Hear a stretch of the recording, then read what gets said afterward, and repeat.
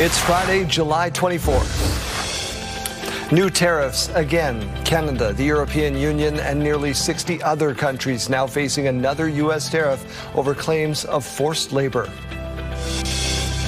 Everything's on the table if there's no agreement, depending on the outcome of the negotiation. Prime Minister Mark Carney is leaving his options open as he and Canada's premiers get ready for the U.S. tariff deadline.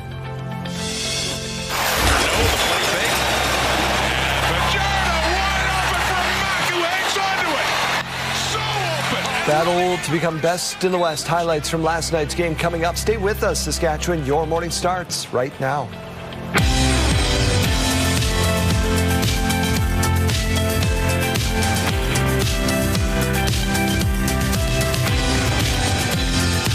Welcome to Your Morning Saskatchewan. I'm Daryl. And I'm Kayleen. Good morning and happy Friday. A lot of emotion in that stadium last night. We'll have the full highlights coming up from that football game. But it was hot out there. A little bit of rain overnight, though. Yeah, a little bit of rain overnight. We're looking pretty clear for our day today, though. It's going to be a hot Friday and a very hot weekend. Very nice weekend to get out and do some camping or some fishing. 6:01. Let's get to news. We begin with this. Prime Minister Mark Carney says everything is on the table when it comes to responding to the U.S. trade war.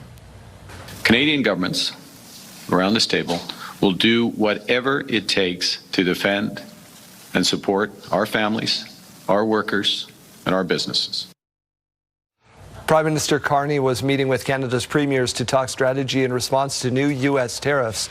He told the premiers he sees the looming deadline as both a potential end game and also another negotiating tactic. But Prime Minister Carney says he won't rule out retaliation if there is no deal before the 19th of August. The premiers agreed the best outcome would be a new deal. Another day, another new tariff announcement from the U.S. This time, the Trump administration is hitting dozens of countries, including Canada, over what they say is forced labor in supply chains. This 10% tariff, new one, announced hours before the previous tariff was set to expire, so this wasn't totally unexpected. Canada, Mexico, and the UK are getting hit with a 10% tariff, while other nations will see a 12.5% levy. Products covered by CUSMA agreement not affected. This is on top of separate tariffs already placed on Canada on sectors like steel, aluminum, auto, and cabinetry, along with the 50% proposed tariff that was announced on Monday. If you've been swatting away mosquitoes a little more often, or you feel like you're not alone, Jeremy Dodge, you're following this. What's being done here? Well, yeah, it has been an historically bad year for mosquitoes in many parts of the province because of significant amount of rain followed by extreme heat over the last few weeks. So in Saskatoon, mosquito counts surged last week. They counted 3 and then 11 mosquitoes in traps across the city at the start of the month. Well, there was an average of 168 by the end of last week. That's more than the city saw at any point last year. It's definitely higher than what we had this time last year and our 10-year average. It surpassed what we had last year when we had our highest mosquito peak. Yeah, she says counts are trending down slightly this week, but warns that could change in an instant. Saskatoon's 3 residential recycling depots are filling up faster than usual, and that's prompting the city to put out an alert. It reminds businesses the depots are for residential use only. To address the increase in demand, pickup at the depots is increasing from 4 days a week to 6. City says it will reevaluate collection frequency after the summer. Residents can help make more room by flattening cardboard and only dropping off accepted items. We're also seeing a lot of materials not accepted at the recycling depots, so garbage, furniture, mattresses, that kind of thing. So we're always encouraging people to go to the landfill and the material recovery center if they have those materials and not leaving them at our depots for our staff to clean up. It slows down our collections. City says if the bins are full, don't leave anything beside them. Try another depot, or you could always come back later. Well, Daryl, a Canadian-only celebration going to be had today ahead of that opening of the Gordie Howe Bridge next week. Yeah, the Prime Minister admits he could have done a little more to be clear about the financial deal. Could I have explained it better on a Sunday morning at Stampede?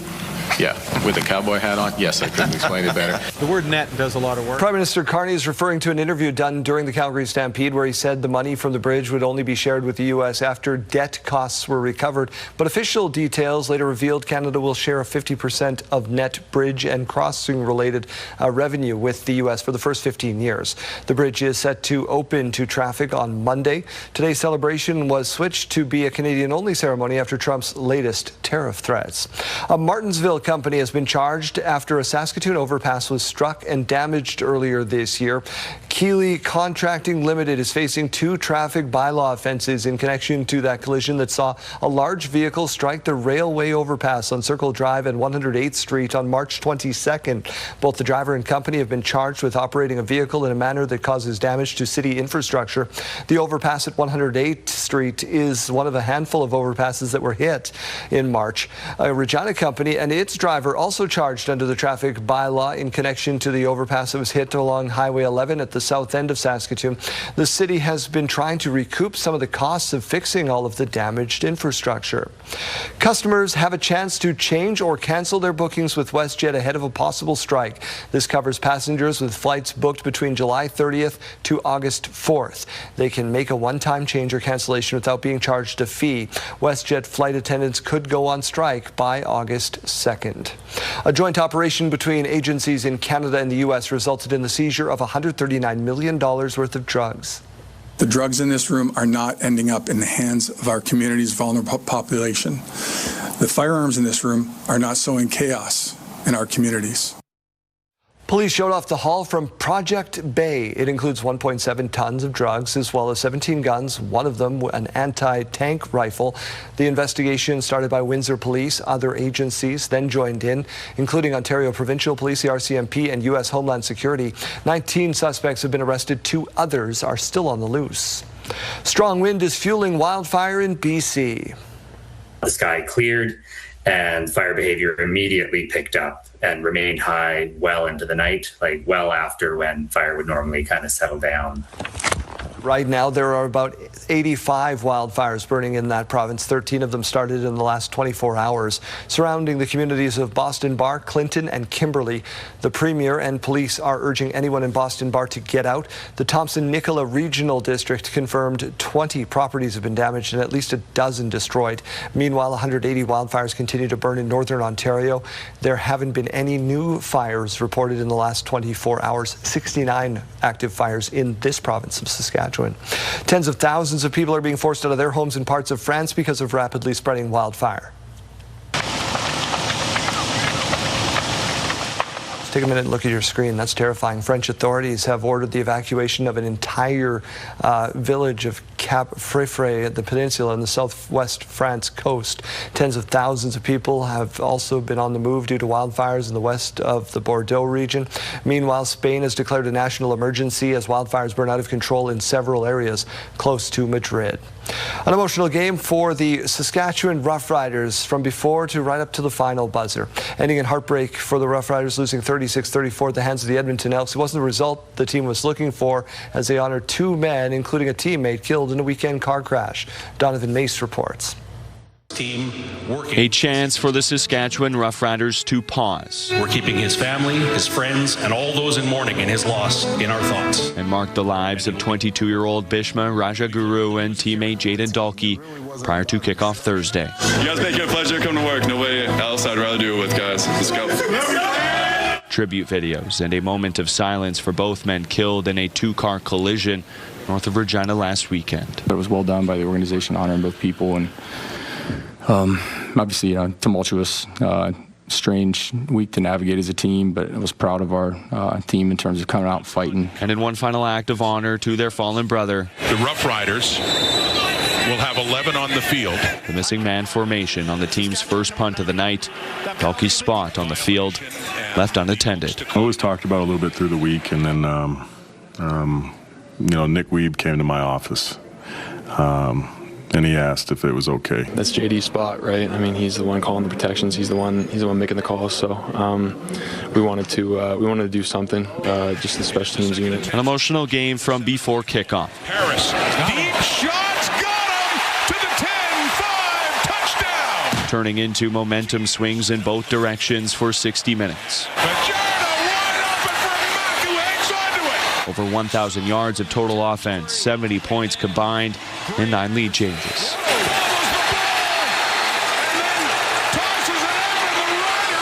All to come down to the final play.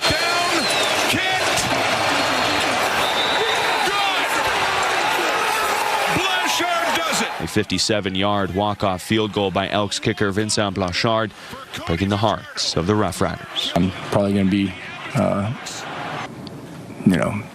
waking up all night thinking about the last play. We knew that team would play to the very end. We know that makeup is obviously the same as us.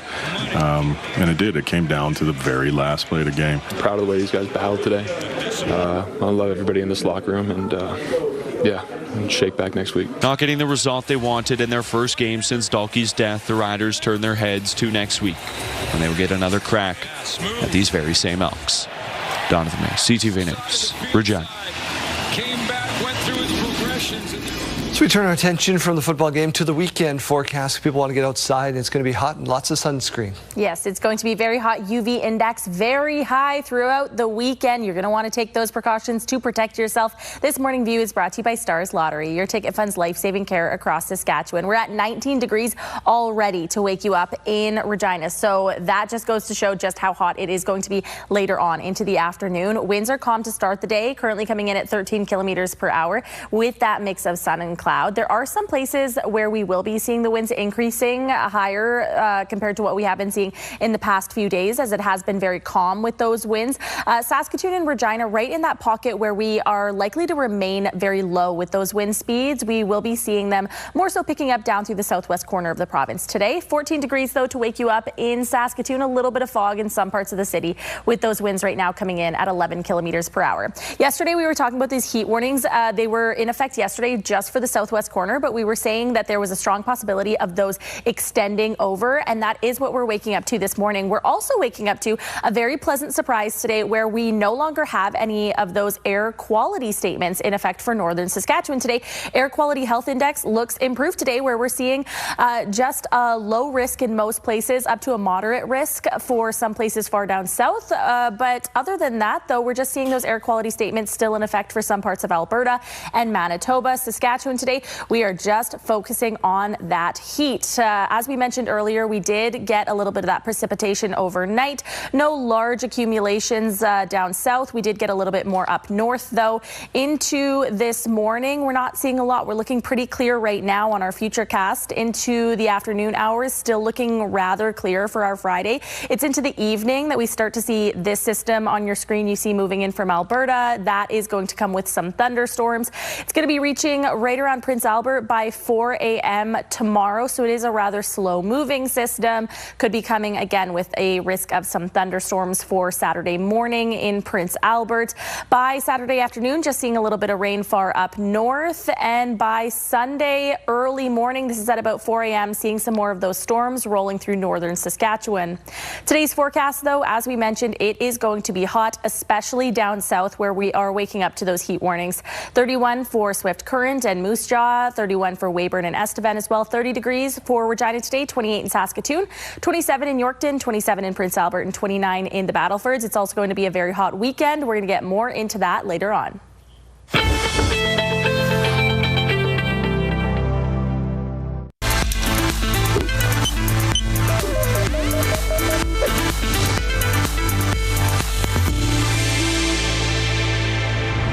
Can be a great tool when it comes to your health, but only if you use it correctly. AI can help you learn more about a condition you have or symptoms you are experiencing. It's good for simplifying information and adding relevant context. However, AI should not be used for all things medical. It can't accurately diagnose you, so don't treat it as a replacement for a doctor. The American Medical Association gives recommendations for how to use AI chatbots correctly when asking about your health. They encourage you to use AI to explore possibilities, know your options, and prepare for doctor's visits. They also warn you to be careful when sharing personal medical details. Most importantly, do not rely on AI for medical emergencies and see a real doctor immediately if you have one. With this Medical Minute, I'm Jacqueline Lee. Health Report, brought to you in part by SEIU West, Saskatchewan's first healthcare union.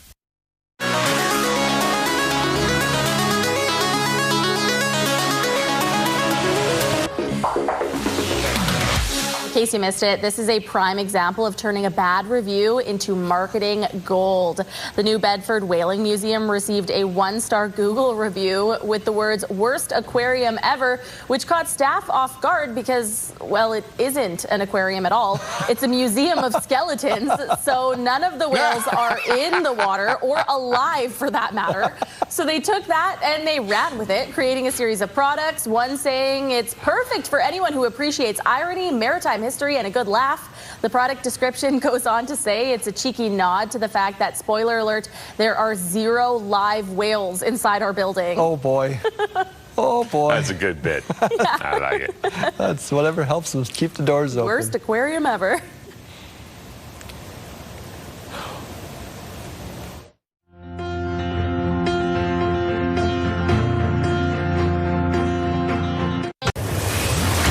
I'm Allison Bamford near Clavette, Saskatchewan, tonight on CTV National News.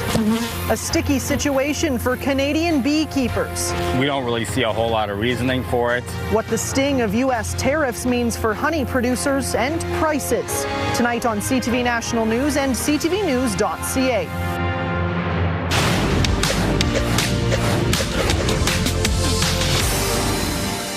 Canada is feeling the effects of the sweeping new 10 to 12.5% tariff the U.S. is imposing effective today.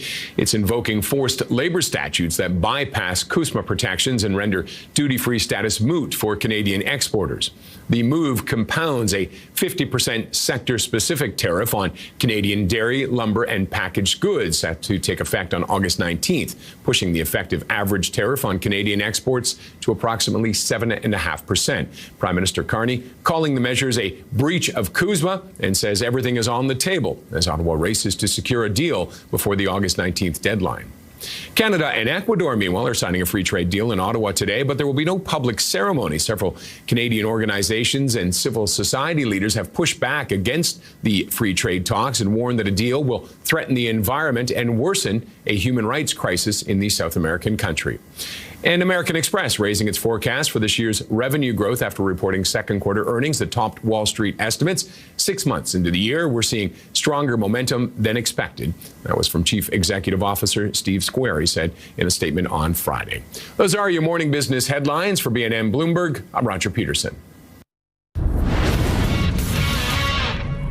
Hello there, Kara Wagland in the Sports Center newsroom with your must-see moment from Thursday. And we got a bit of a unique one for you from ATL as the Braves were hosting the Padres. Chris Sale tossing another gem as he makes a push for his second Cy Young in 3 years, already with 10 Ks in the 6th inning and looking to strike out the side on his 98th pitch. Former Brave CJ Nitkowski knew how his outing was going to end before anyone else did. I'm just going to go ahead and tell you Freddie Fermin is the 11th strikeout victim of Chris Sale. You got it. The only question is what pitch? Heater, eyeing away. He just went fastball. I think it's or is he sweeping the leg? I think he's sweeping the leg here. I think he falls down too after he swings at it. Pick your poison. 1-2. He swept the leg. He struck him out. That's perfect. Nitkowski with these psychic moments and our must-see moment. That is wild. And Week 8 in the CFL continues tonight as the Bombers host the Stampeders on a little Friday night football for you. Coverage for that one begins at 8 Eastern, 5 Pacific on TSN 1 and 3.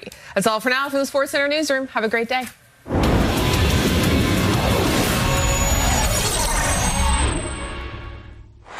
Taking a look at temperatures across the country now, you can see that the heat is really concentrating in the southern prairies today. Vancouver only up to 26, but Calgary up to 31, 30 degrees in Regina and 31 degrees with a little bit of rain in Winnipeg today. As we turn our attention to the east, Toronto up to 23, Ottawa 28, 27 degrees with a mix of sun and cloud in Montreal today. Fredericton 28, Halifax 24, and St. John's with a bit of rain this afternoon, 23 degrees. As we go to break, here's a look at those gas prices. In Regina, our average price, $177.9. You could find it for as low as $158.9, though. In Saskatoon, the average price, $178.9, and you could find it for as low as $162.9. In the farm markets today, we find the street price of canola at $783.95 per ton. The futures price, $835.90 per ton. Amber Durum wheat at $285.20 per ton, and red spring wheat, $320.57 per ton. And the Canadian dollar is up this morning. It's at 71.01 cents U.S. News. Coming up, the economic impact of curtailing operations at a Sask sawmill. Stay with us.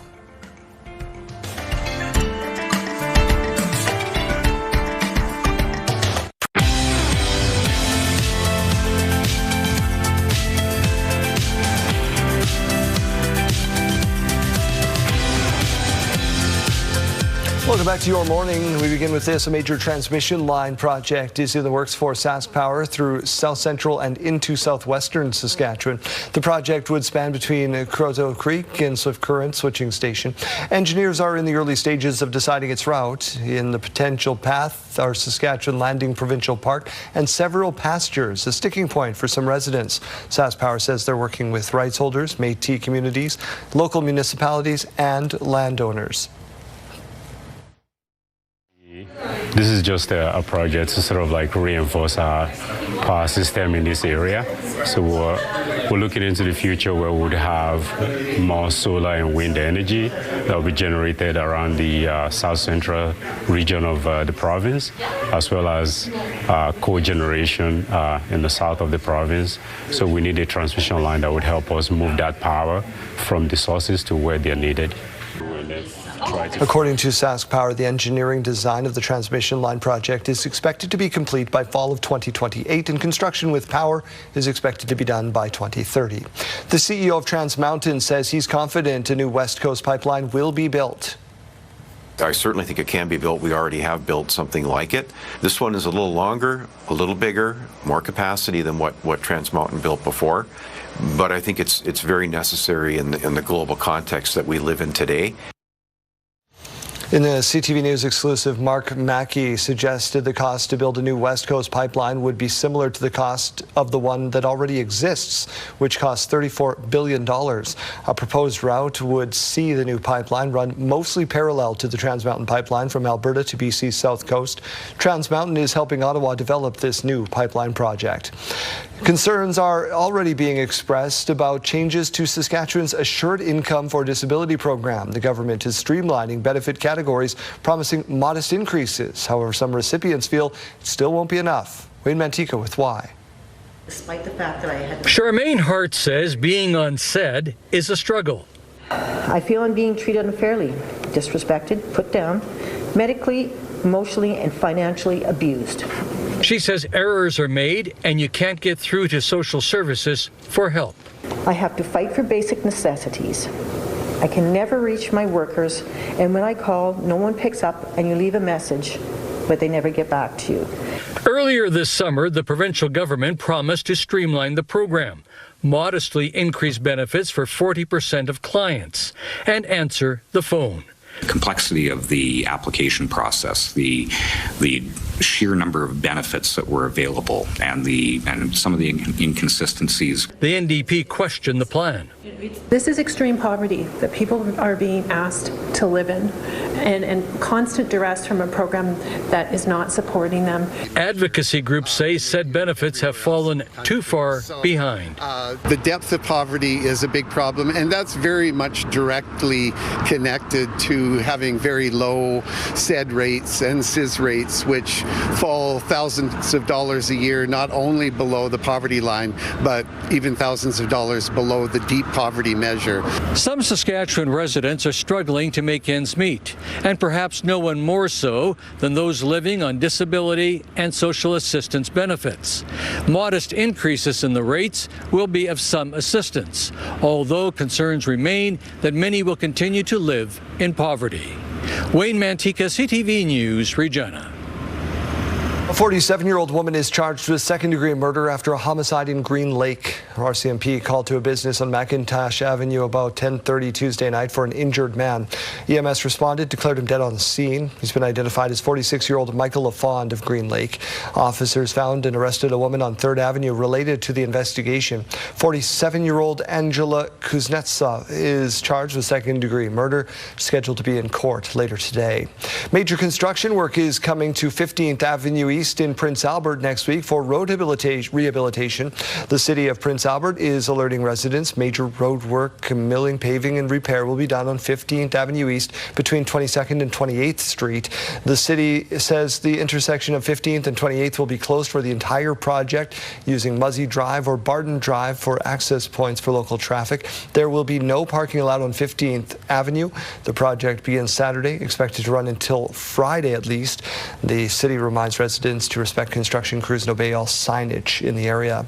Saskatchewan's education minister says construction of a new school in the Stewart Valley will begin soon. The southwestern Saskatchewan community's former school was destroyed by fires you're seeing on your screen 4 years ago. Minister Everett Hindley said in a social media post the province will contribute up to $6 million to ensure the rebuild goes ahead after facing delays, with tenders going out this summer and construction slated to begin in late summer or early fall. Students from the area have been attending school in Success, Saskatchewan, great town name, about a 30-minute drive away. After 3 years of development, a new Louis Dreyfus Company facility is officially open in Yorkton. The Louis Dreyfus Company is a global agriculture processing company which has been operating in Yorkton for about 17 years now. The company's expanded industrial complex will provide 140 additional jobs and brings with it the canola crushing capacity of 2 million metric tons. Additionally, LDC Yorkton now boasts a pea protein processing facility, one of the largest in North America. We now deal with over 5,500 producers in our local draw in Saskatchewan and Manitoba, and has been really critical to our success. The location has also been very good from a demand standpoint in being able to ship to many points within North America, whether it be in the U.S., West Coast or East Coast. Yorkton has been ideal from a logistical standpoint. Company LDC is already looking into the future for expansion of its Yorkton facility.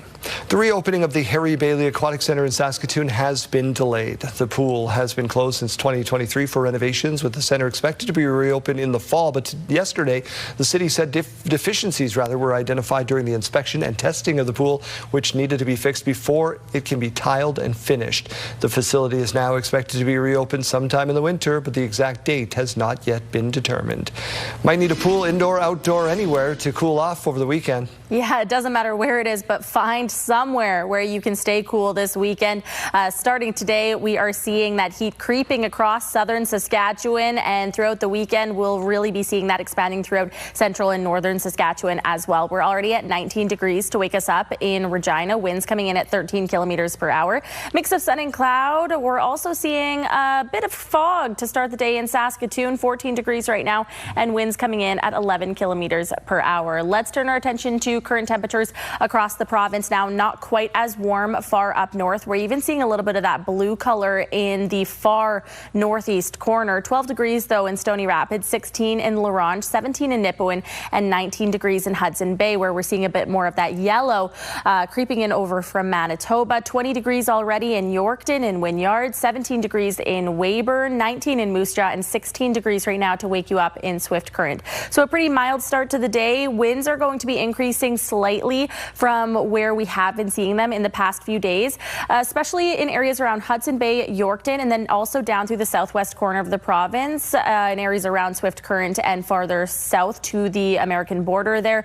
Areas lighting up in yellow could be seeing those winds gusting up to about 40 kilometers per hour. As you can see though, Regina and Saskatoon for the main part of the afternoon, right in that nice sweet spot, the pocket with the low wind speeds. So it should be still a fairly nice day for Saskatoon and Regina. Saskatoon reaching 28 degrees today, Regina up to 30 degrees, 31 for Moose Jaw, Swift Current, Weyburn and Estevan, 27 in Yorkton, 27 in Prince Albert, and 29 for the Battlefords. Mainly, we're talking about that mix of sun and cloud. We're not seeing a whole lot of precipitation in the forecast today. And for the 7-day forecast in Regina, we're not seeing a whole lot of precipitation there either. 35 degrees tomorrow with a whole lot of sunshine, 32 by Sunday and Monday, 32 degrees, 31 on Tuesday, 33 on Wednesday, and 29 degrees on Thursday. So again, a whole lot of sunshine on the way. A bit more of that rain expected in Saskatoon though.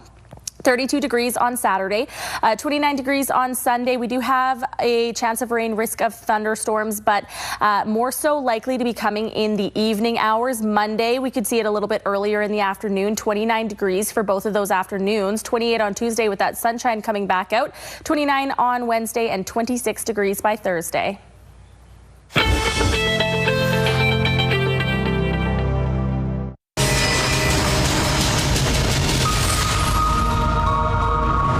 Activities at the Carrier Forest Products Big River facility are about to be curtailed this fall. The company says it has made the difficult decision to indefinitely curtail production at the Big River facility beginning October 16th. About 117 employees will be impacted, but the company says it is not permanently closing. Jordan McPhail is the MLA for Cumberland and Shadow Minister for Forestry and Northern Affairs.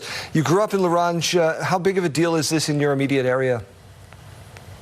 Well, you know, my thoughts first and foremost are going to go out to the 117 workers affected by the Big River curtailment, the announcement by Carrier Products here. You know, as a person who's born and raised in northern Saskatchewan, lives in the trees, you know, been here my entire life. The forestry industry provides $1 billion in economic activity into the provincial coffers. You know, and we look at how forestry has been treated, whether it be from wildfires or, you know, no contingency plans for tariffs in last year. It's a huge deal for the families in northern Saskatchewan. That's 117 mortgage paying jobs directly affected by the curtailment, but also the industries that, you know, service the forestry industry, whether it be people that, you know, build roads and temporary roads into these areas. You know, those contractors are going to be affected. The people that are hauling the forest products after harvesting, you know, going to the mill and then from the mill out to market. This is going to affect more than just 117 people at that facility. And we were hoping that this Scott Moe and the Saskatchewan Party would have intervened long before this to ensure that these types of things wouldn't be coming in the province of Saskatchewan. But we see it time and time again from these folks. Companies calling it temporary. No doubt this has a lot to do with U.S. tariffs because a lot of that product would have been shipped south. What are the next steps here? Well, the next steps is going to be obviously working with the company and the union to make sure that the union workers are taken care of. You know, either looking at a job transition or finding something to be able to, you know, make ends meet. This is 117 families, 117 households that were relying on the income from their career, and then secondarily to that, and you know, working with Carrier Products, making sure that the supports are in place. That when we have a premier and a government that's talking about doubling the forestry industry, we shouldn't be hearing about, you know, job losses in the forestry sector. We should be hearing about job creation in the forestry sector. And so, actually getting to the table and working with industry, working with the companies to understand the issues that they're facing, and then meeting those challenges with actual, you know, tangible things that the industry can look at to further their investment. You know, last year, 2.9 million hectares of trees burnt, and, you know, 32% reduction in the annual allowable cut in the Prince Albert Forest Management Area. And this is at a time when we had half of our water bombers grounded in those wildfires. And, you know, this is not like a farmer's field where you can plant the seed in the spring and harvest it in the fall. These are trees. They take a very long time to reach maturity and be able to, you know, provide the product that is needed for these mills to operate sustainably into the future. And so, you know, having a proper wildfire response, having a proper response to tariffs, you know, reduction in the gas tax. There's many different ways that this government not only now could signal to industry to move us forward, but there's also things that they could have done up until this point to avoid situations like we're in right now. Jordan, thank you so much for your time. We'll continue to follow this story. Jordan McPhail is the MLA for the area. Thanks.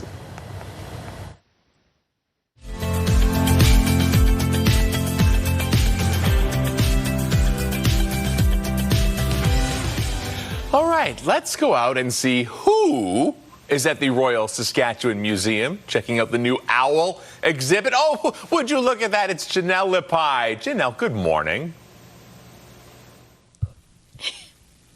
Good morning, Jeremy. Really exciting stuff. I'm so excited for you to see these sweet owls here beside me. But before we get into that, we've got some details to share with you. And I've got Executive Director Bree here with me. Bree, brand new exhibit. Really cute. Tell us all about it. Yeah, so the RSM this summer has opened up a new exhibit all about owls of Saskatchewan, and we're celebrating this summer. We're just going all in on owls. I love this. So it's also very interactive. This is one small piece to the entire thing. What do we have here? Sort of a whole variation of different owls. That's right. So Saskatchewan has 14 owls that live in Saskatchewan out of 16 that are in Canada. So we're pretty special here that we're able to see all the different owls up close and personal. So the exhibit, if you want to press a button, okay, you can see what happens when you press the button. All right. So I think we're going to choose the northern pygmy. Listen to this. Can you hear that? So each owl, when you press the button, you'll be able to hear what it sounds like. And then it says on the map where it's been found in Saskatchewan. And then it also gives a number of different facts about that owl. So you can go through all 14 owls, and then after you'll be able to see if you can identify the owl by their sound. All right, Bree. So a really, really sweet exhibit here. For those who are watching that want to come check it out, how can they do that? So they can just pop in. We're open 7 days a week from 9:30 to 5 here in Regina at 244 Albert Street. But definitely check out our website at Regina Sask Museum, because all of the different events and programming are on our website. All right, well, that website has been popping up for you during this interview. Make sure you go check it out. I'm so excited. We're going to go do a little walk around and see a couple more owls. Oh, Janelle, I love owls. Thank you. Looking forward to seeing more throughout the morning.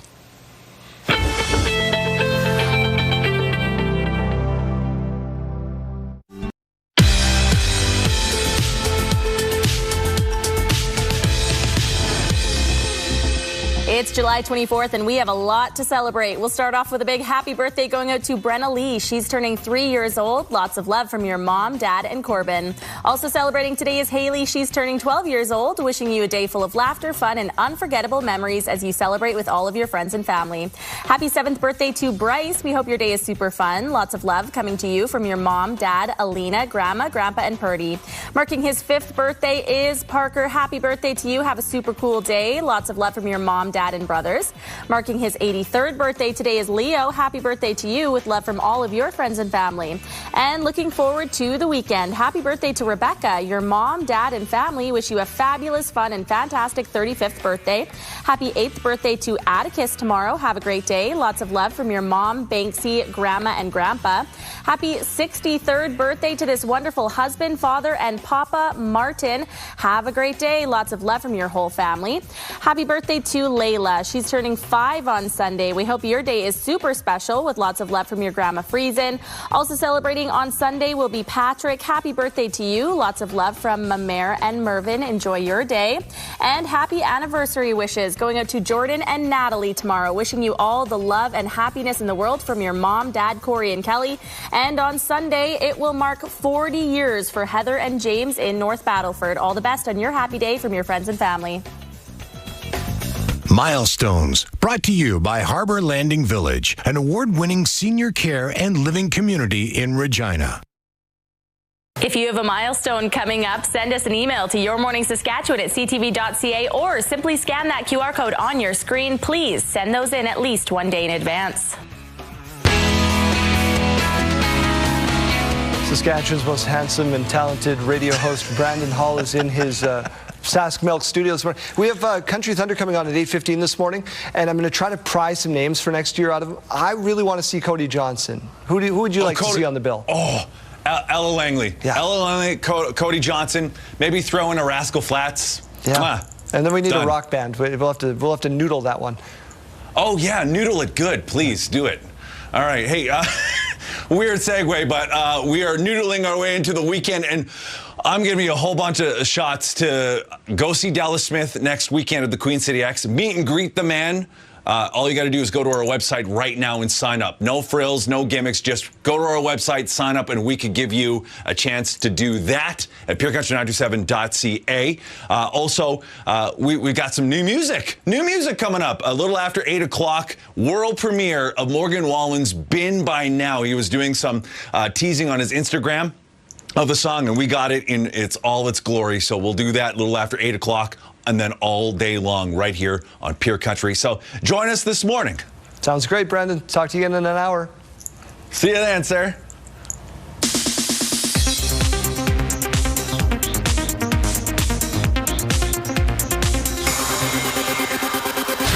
To get what you want, you need to burn the house down. The 5th season of The Morning Show will be its last. The Emmy Award-winning drama, which stars and is executive produced by Reese Witherspoon and Jennifer Aniston, will return to Apple TV in 2027. You know, Joe, it seems as though you have so much spare time. The first day kicked off with a viral moment from 3-time Oscar nominee Johnny Depp, who fully transformed into Ebenezer Scrooge. His new movie, Ebenezer, hits theaters in November. This is not funny. I thought cartoons are supposed to be funny. Wile E. Coyote and Roadrunner are getting ready to blast onto the big screen. The iconic Looney Tunes characters star alongside Will Forte in the live-action cartoon hybrid Coyote vs. Acme. The film has released its final trailer ahead of its August 28th theatrical debut. And happy birthday to Jennifer Lopez. J-Lo is 57 today. That's what's happening in Hollywood. Sherry Preston, ABC News. That's great when that can happen.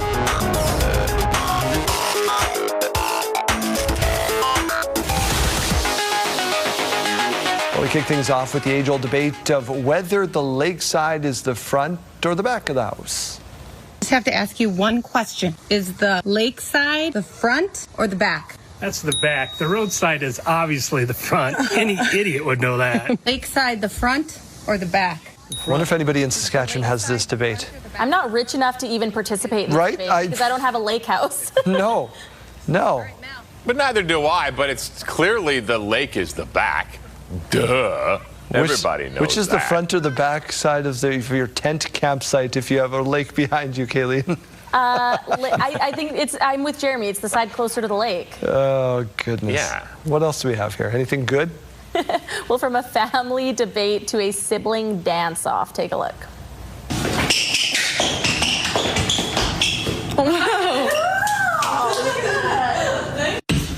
These two sisters do silly dances for their grandma every year to see her reaction. It never fails year after year. No matter how weird the dancing is, their grandma compliments their moves. The video has gone viral now with nearly 17 million views. I have to say, my grandma would do the same thing. I could do the weirdest dance in the world. My supportive grandmother would say, "You're amazing." Didn't your grandma just discover Shein or My Temu grandmother or called something? me yesterday. Yes, thank you for bringing this up. My grandma calls me yesterday and goes, "I ordered your daughter a dress off Shein." My grandmother is 84 and doesn't know how to pick up a FaceTime call. I said, "How did you manage to put your credit card info into Shein?" I'm concerned. She probably mailed somebody a crisp $20 bill back after this. Uh-oh.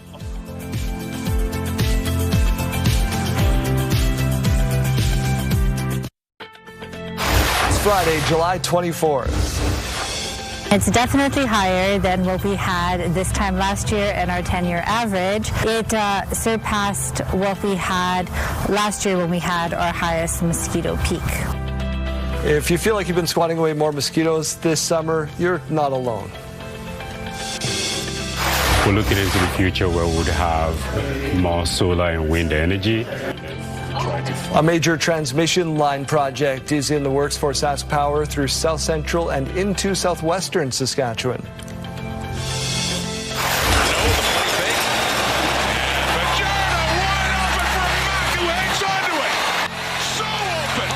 Battle for first in the West. We'll have full highlights of Thursday night football coming up. Stay with us, Saskatchewan. Your morning starts right now.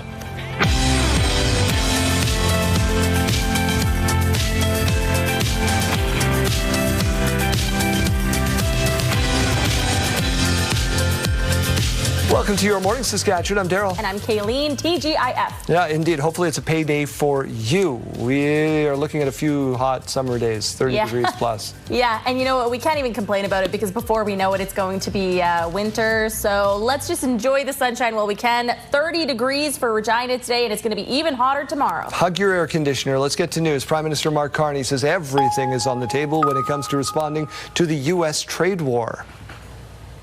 Canadian governments around this table will do whatever it takes to defend and support our families, our workers, and our businesses.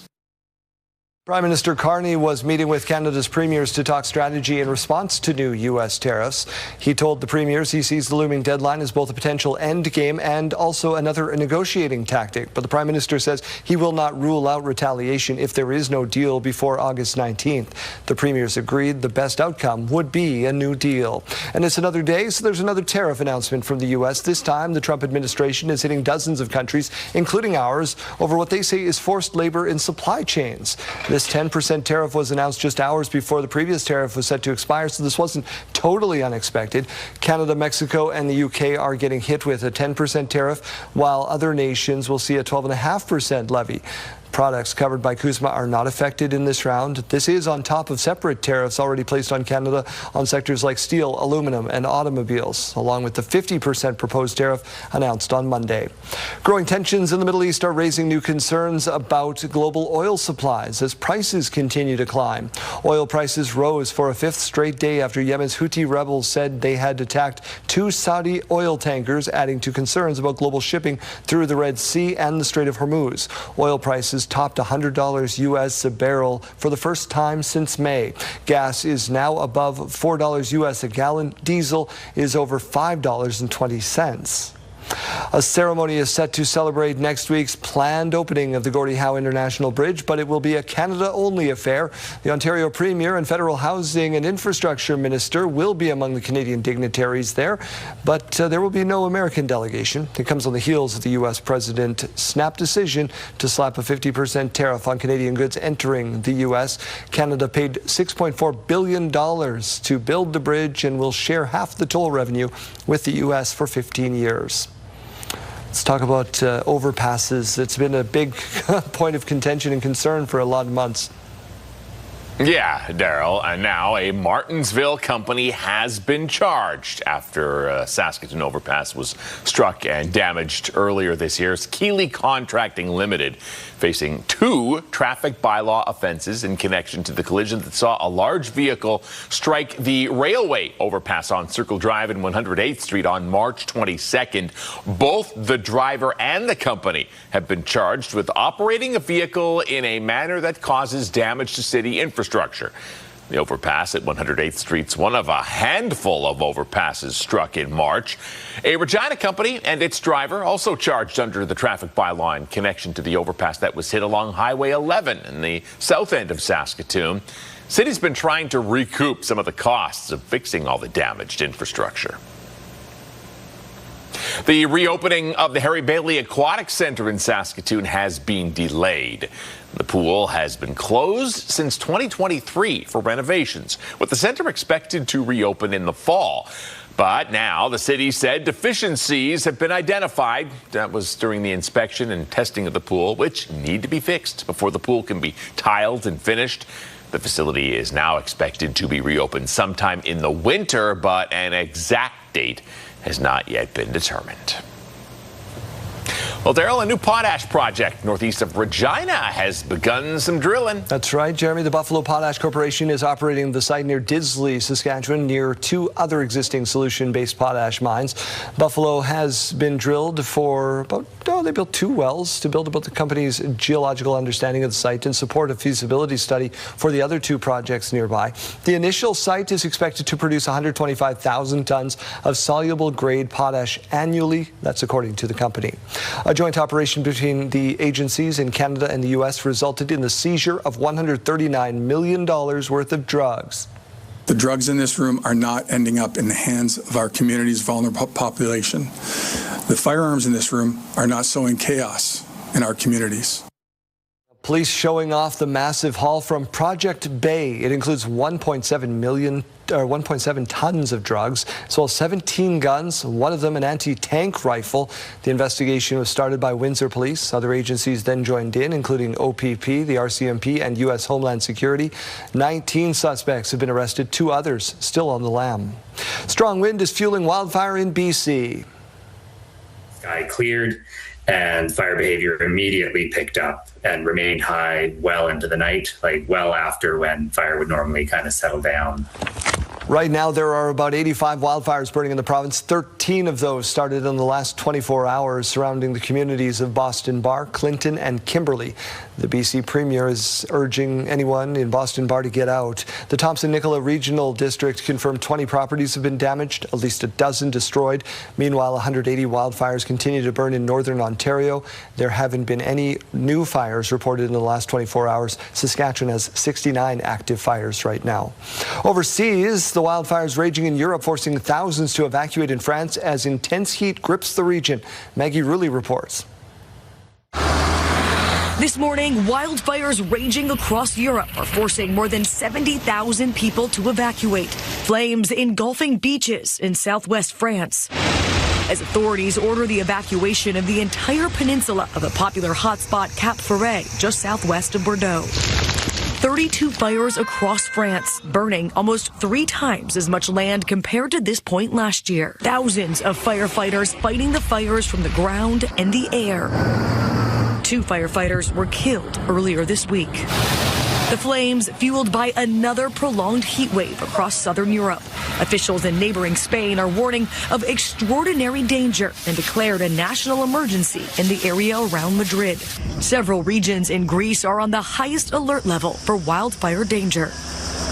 And officials are warning these dangerous fire conditions will continue, with high wind and high heat expected to last for days. Maggie Rulli, ABC News, London. Let's talk sports. The first of a home-and-home between the West's top 2 teams and their first of 3 meetings this season before the game. Of course, the Rough Riders acknowledging the passing of Bhishma Rajguru and linebacker Jaden Dalkey. They were both killed when their cars collided, as you know, head-on Saturday. Dalkey's car, which RCMP said had alcohol and cannabis in it, was traveling on the wrong side of the highway. Autopsies and toxicology tests are still being conducted. Okay, let's get to the football game itself. First quarter, Saskatchewan lining up to punt with 11 men on the field to honor Dalkey, who was on punt coverage, intentionally taking a time count violation. Edmonton declined the penalty. Classy move. Corey Mace thanking head coach of the Elks, Mark Killam, for that. 3.5 to go in the first. Trevor Harris airing this one out. He's going to hit Kian Schaefer-Baker. It's a 56-yard score. Schaefer-Baker's 4th touchdown of the season. Then he honors Dalkey on the sideline. We're going to jump ahead to the 4th. Nice move there. Nice gesture. 4th quarter. Elks down 28-27. Cody Fajardo finds a wide-open Austin Mack. He could set up a tent, have some s'mores. He had so much time, putting Fajardo over 400 yards as Mack finishes off an 81-yard touchdown. Fajardo's 3rd career 400-yard passing game. First since 2019. His first season with who? Of course, the Rough Riders. Now a 3-point game. Elks going forward on 3rd down. Fajardo not ready for the snap. Recovers it, but the pitch to Justin Rankin nowhere close to him. Roland Milligan Jr. recovers his first game back since week 2, making an impact. Ensuing Riders possession, Harris going end zone, looking for Sam Emelis for the score, reaches out, he'll grab that. It's called back, though, on offensive pass interference on Emelis. After Harris was sacked, Riders field goal to take the lead. Here's Alex Hale on to miss the 46-yarder. Saskatchewan still down by 2. But the Riders did get the ball back. 2nd down, Harris to Keyshawn Johnson. This one just short. Harris trying to fit the ball under the crossbar. They'd settle for a field goal to go up 34-33. So Fajardo and the Elks with a chance to respond. On 3rd and 10, needing a first down. Fajardo is going to hit TJ Luther. Fajardo with a career-high 510 yards against his former team and the league's best defense, setting up Vincent Blanchard with a chance to win it all. He's not really being considered here. 57 yards for the win for Edmonton. Down, kicked, good! A 57-yard game winner from Blanchard. The Elks continue their dream start to the season. They take over first place in the West with a wild one, 36-34 the final. Felt like we were going to win it up until the very end. Play here, play there, call here, call there. But yeah, I'm probably going to be, waking up all night thinking about the last play. The whole game was kind of like that, momentum swinging back and forth. But I don't credit to that team. I know that head coach very well. I take on his mentality, and he would scrap to the very end. They got a kicker with a big leg, and at that point, you're hoping for one more strange play. It just didn't go our way tonight. The Riders were down. Rematch will be at Commonwealth Stadium in Edmonton next week. Man, I used to read highlights on the station all the time. It feels good to get back in that saddle. What's going on, Kaylee? What's happening in the weather? Well, it's not a bad start to the day, especially if you're waking up with us from down south. It's bright and sunny and warm to start the day. This morning view is brought to you by Stars Lottery, your ticket funds life-saving care across Saskatchewan. We're at 19 degrees right now to wake us up in Regina. With that mix of sun and cloud, winds are very calm, only coming in at 6 kilometers per hour right now. In Saskatoon, we're at 16 degrees, a little bit more of that cloud cover to start the day, but at least that fog we were seeing earlier on has lifted. Winds coming in at 11 kilometers per hour. We are talking about some extended heat warnings this morning, in effect mainly across the south, but also seeing them in effect across areas in North Battleford. They're really in effect in Alberta as well. They're still seeing some air quality statements as well. Those have lifted for us in northern Saskatchewan as air quality has improved today. Also seeing some air quality statements in northern Manitoba though, and some of those heat warnings down south. The southern prairies are going to be hot, hot, hot today. Radar and satellite showing that we did get some light precipitation overnight down south, a little bit heavier of that rain up north overnight. To start the day though, right now, not really seeing a lot in terms of the rain in the province. We're seeing mainly sunny skies. Into the afternoon today, still seeing mainly sunshine. It's into the evening hours that we do start to see some of that precipitation moving in from Alberta, and this does come with a risk of some thunderstorms. It is a pretty slow moving system. It's going to be reaching Prince Albert only by about 4:45 a.m. Again, though, be prepared for that to be coming with some light thunderstorms overnight. Into Saturday afternoon, only really seeing some of that precipitation up north. So it is a great weekend to plan to get outside. Overnight again, though, some more rain moving into the north in areas right around Prince Albert, and a little bit more of that rain up north into the afternoon on Sunday, but mainly throughout central and southern Saskatchewan, it is going to be a sunny weekend. Today's forecast looking hot, especially down south, as I mentioned. 31 for Swift Current, Moose Jaw, Weyburn, and Estevan today.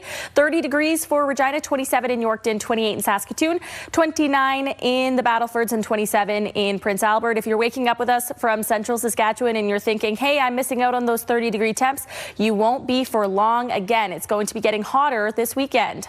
Today's forecast with the wind gusts also showing that they are increasing compared to what we have been seeing in the past few days that were very calm. Saskatoon and Regina not expecting to be seeing those winds increasing all too much, but areas around Hudson Bay, Yorkton, and down through Swift Current and down through to the American border could be seeing them gusting up to about 40 kilometers per hour.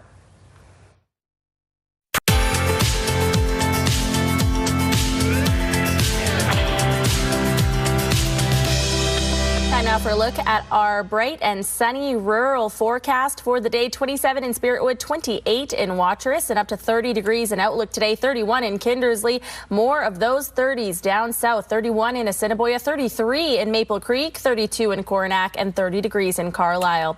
Let's take a look at Elbow, where internet plans up to 1 gig are available from SaskTel. 30 degrees this afternoon, a mix of sun and clouds, and some winds. Very low today, only coming in up to 20 kilometers per hour.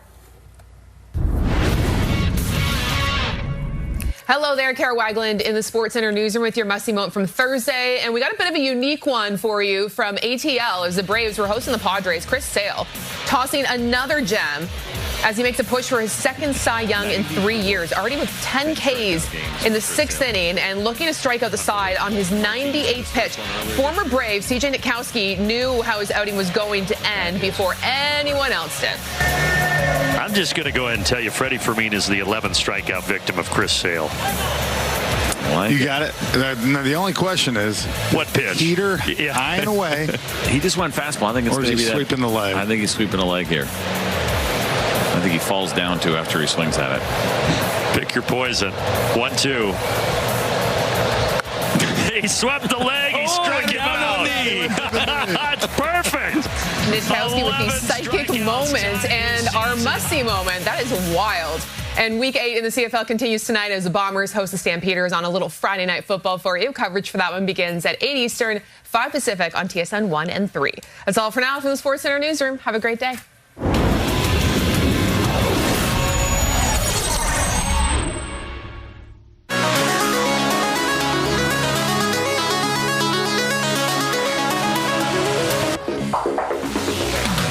Neat idea for Ottawa Transit users. Take a look.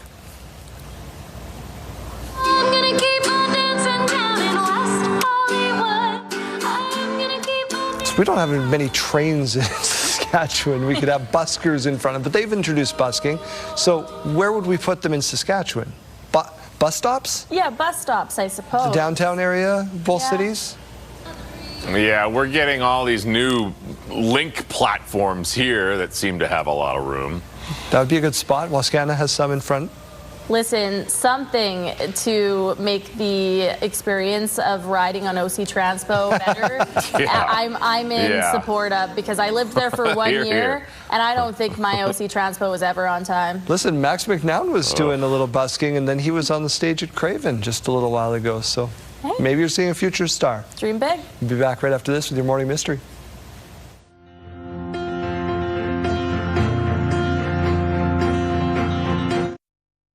Tonight, they're the ones that straighten nails and use them again. She's lived through 2 world wars and 17 prime ministers. You remember Prime Minister Borden.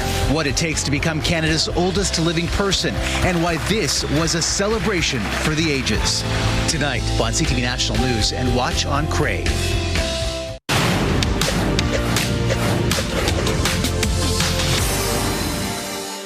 Canada is feeling the effects of the sweeping new 10 to 12.5% tariff the U.S. is imposing effective today. It's invoking forced labor statutes that bypass CUSMA protections and render duty-free status moot for Canadian exporters. The move compounds a 50% sector-specific tariff on Canadian dairy, lumber, and packaged goods set to take effect on August 19th, pushing the effective average tariff on Canadian exports to approximately 7.5%.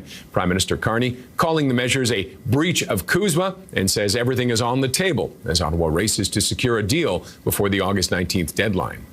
Canada and Ecuador, meanwhile, are signing a free trade deal in Ottawa today, but there will be no public ceremony. Several Canadian organizations and civil society leaders have pushed back against the free trade talks and warned that a deal will threaten the environment and worsen a human rights crisis in the South American country.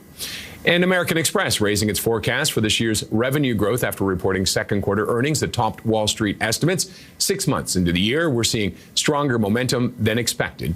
That was from Chief Executive Officer Steve Square, he said in a statement on Friday. Those are your morning business headlines. For BNN Bloomberg, I'm Roger Peterson.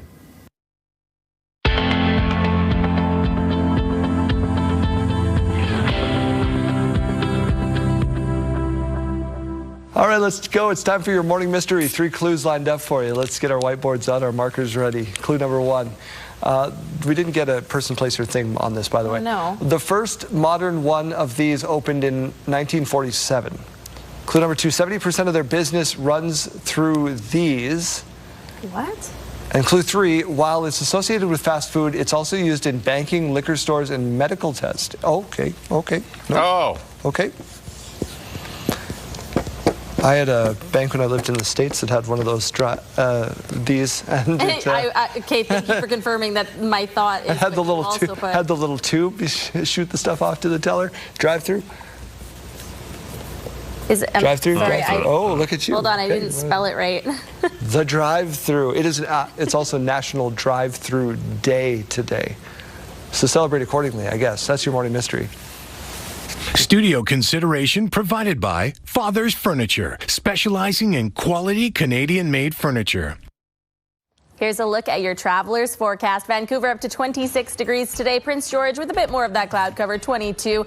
The heat really concentrating in the southern prairies today. Calgary 31 degrees and Winnipeg up to 31 with a bit more rain this afternoon. In Toronto 23 degrees today. Montreal up to 27. Halifax 24 degrees and some more of that rain on the way for St. John's today with a high of 22 degrees.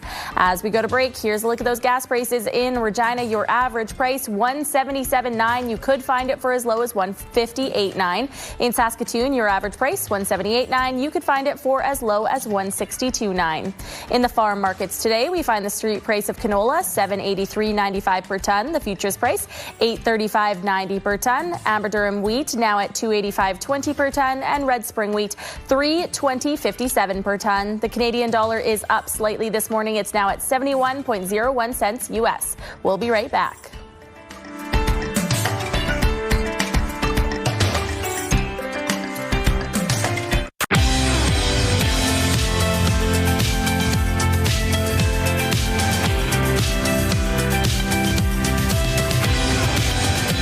Can I say good morning? It is 7:29. Special happy birthday going out to our graphics engineer, that is Alex Scott. So happy birthday to him. Let's get to some headlines. A major transmission line project is in the works for Sask Power through southern Saskatchewan, south central into southwestern. The project would span between Croteau Creek and Swift Current switching station. Engineers right now in the early stages of deciding which route it's going to take.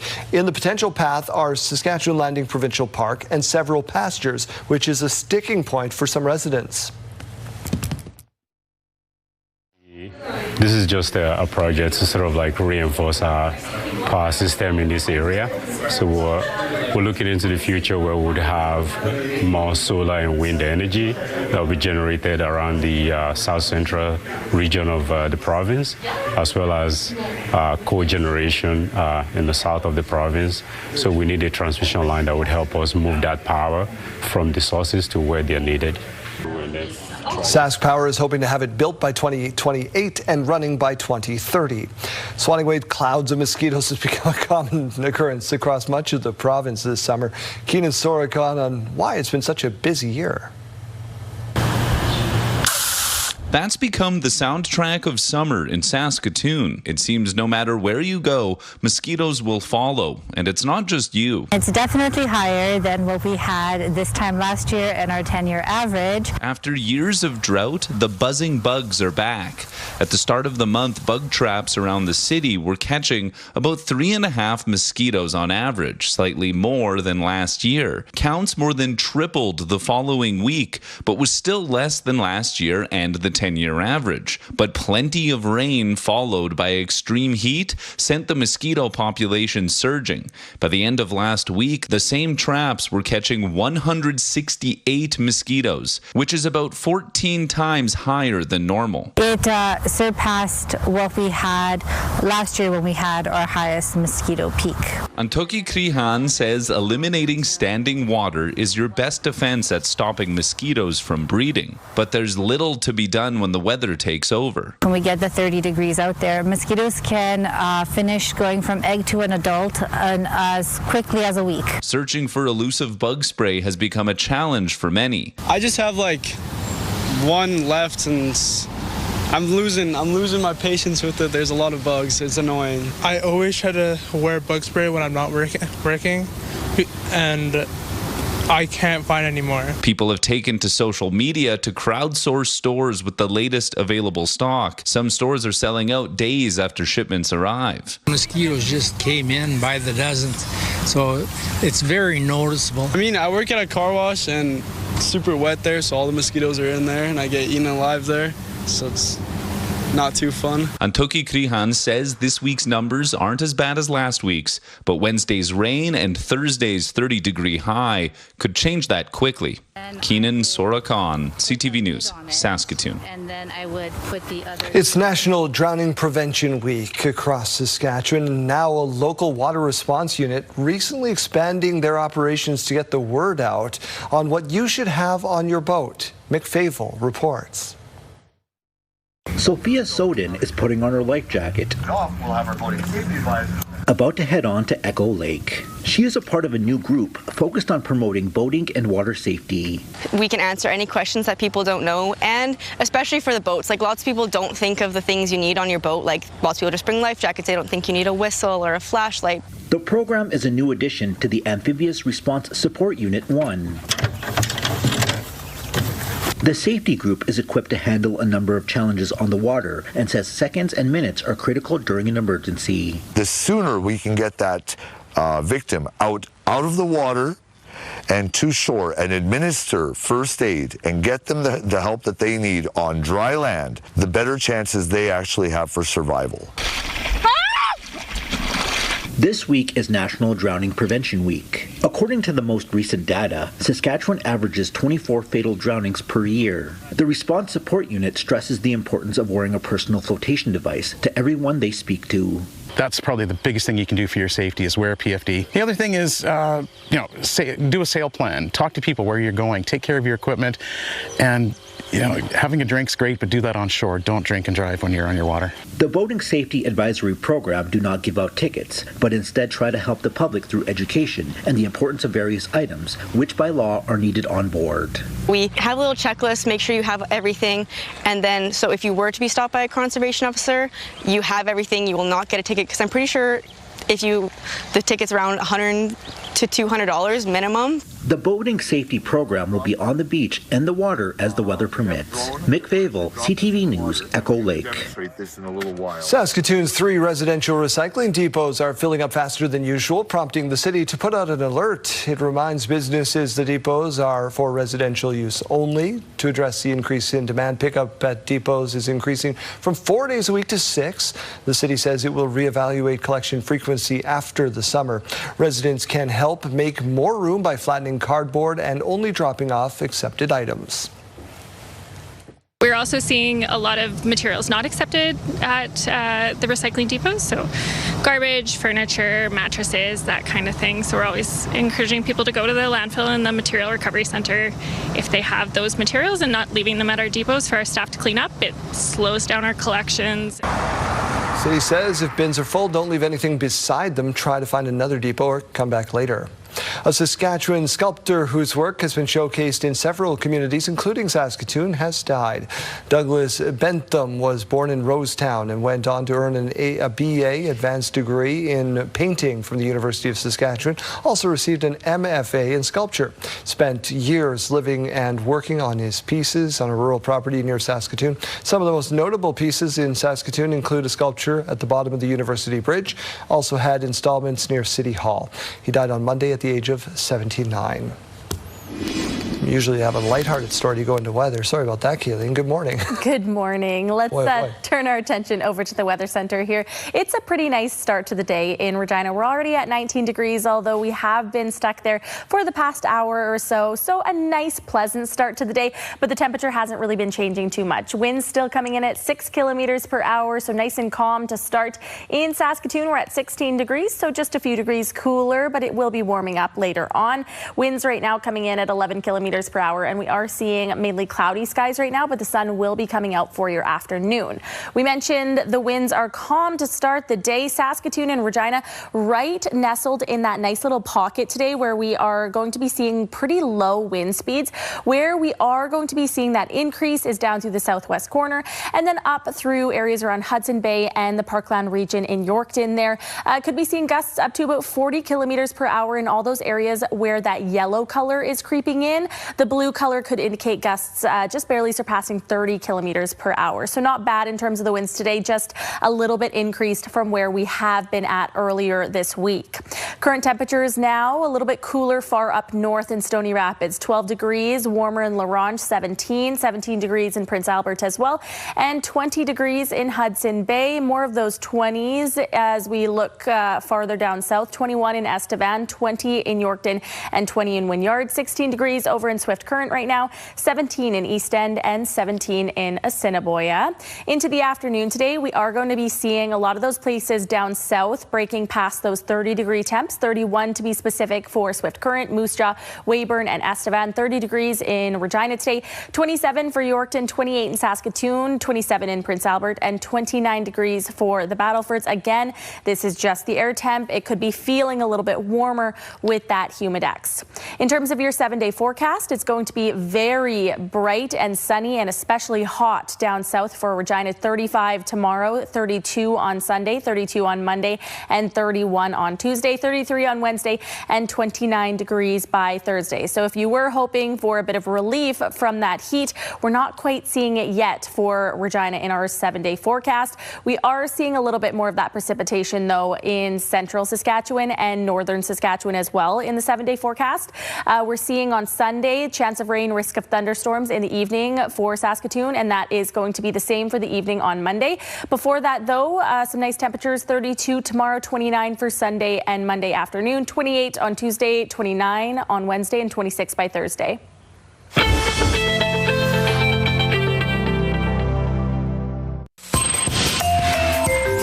Here's what's happening in our community. The Club 66 social dance is on July 24th at 7:30 p.m.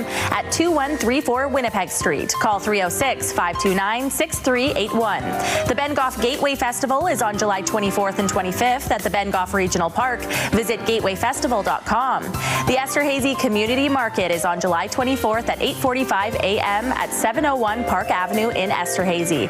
Email Renee Anderson 76@gmail.com. And the Classic Car Show is on July 24th at 5 p.m. at the Southland Mall. Email Friday Nights Classic at hotmail.com.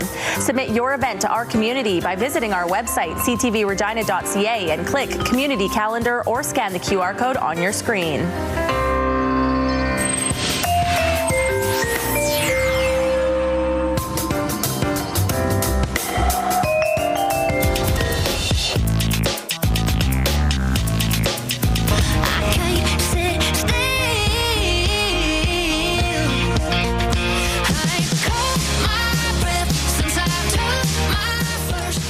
Still buzzing over that set that closed out Country Thunder this year, Lainey Wilson is a superstar. And now the attention turns to planning for the next festival for the team. Megan Benoit is one of those people on the road with us getting ready for Big Valley.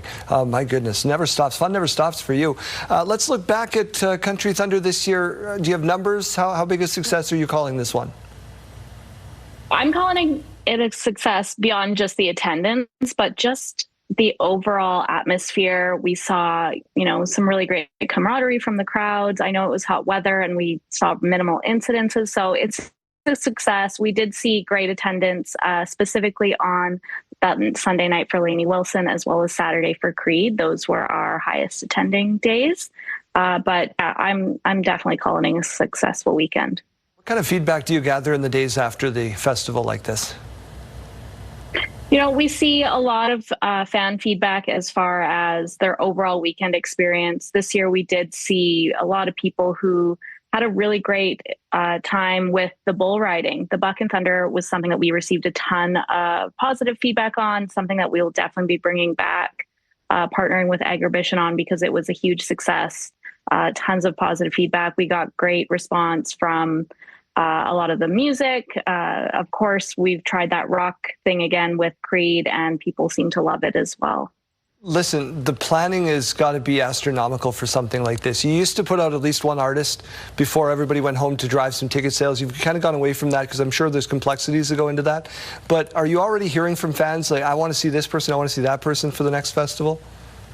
We are. There were people I talked to at the festival that were dropping some names for people they'd love to see. And yeah, we're in negotiations right now. We've got some offers out there. No contracts have officially been signed, but there's some names that I'm personally pretty excited about, and I hope that it all comes together. How early or how late could we be seeing those names? We're hoping to go a little bit earlier this year. Typically, we do November. I would love to say October, November is the goal. And, it does all depend on when those contracts get signed, the approval process. I think there's a lot of behind the scenes things that people don't fully realize go into announcing the artists. So hopefully we can move those quickly. Hopefully we get the sign-offs on everything and we can get the names out there.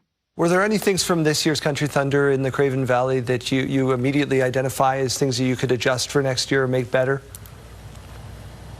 Of course, we always immediately after a show, we look at what worked, what could we work on. So there's always those conversations that are happening. There was an incident where one of our media partners was sneaking into a skybox he didn't have access to, but we're going to tighten up security for that and make sure that everyone's watching Daryl. Oh, okay. I see how it is. Megan, thank you so much for this. We look forward to that announcement. We'll have that here on the program for you. CountryThunder.com. They are already selling tickets. You can get excited for who knows who. Megan, thank you so much for doing this. Thank you very much. Here's what's happening in our community. The Sedley Car Show and Summer Bash is on July 25th at 11 a.m. at the Sedley Gym Hall. Call 306-631-5754. The Strawberry Rhubarb Jam Sale is on July 25th at 10 a.m. at 2425 Park Street. Call 306-737-2938. The Collectors Car Club Cruise and Shine is on July 26th at 10 a.m. at 4500 Wascana Parkway. Visit collectorscarclub.com for details. And a horse riding day camp is on July 28th at GCJ Stables on Foxley Road. Visit gcjstables.com. Submit your event to our community by visiting our website, ctvregina.ca, and click Community Calendar or scan the QR code on your screen.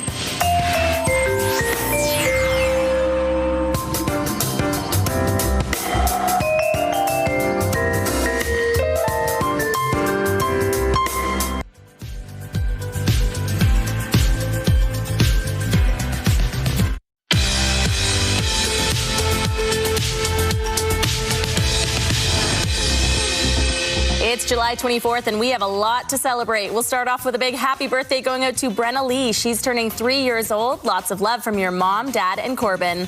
Also celebrating today is Haley. She's turning 12 years old. Wishing you a day full of laughter, fun, and unforgettable memories as you celebrate with all of your friends and family. Happy 7th birthday to Bryce. We hope your day is super fun. Lots of love coming to you from your mom, dad, Alina, grandma, grandpa, and Purdy.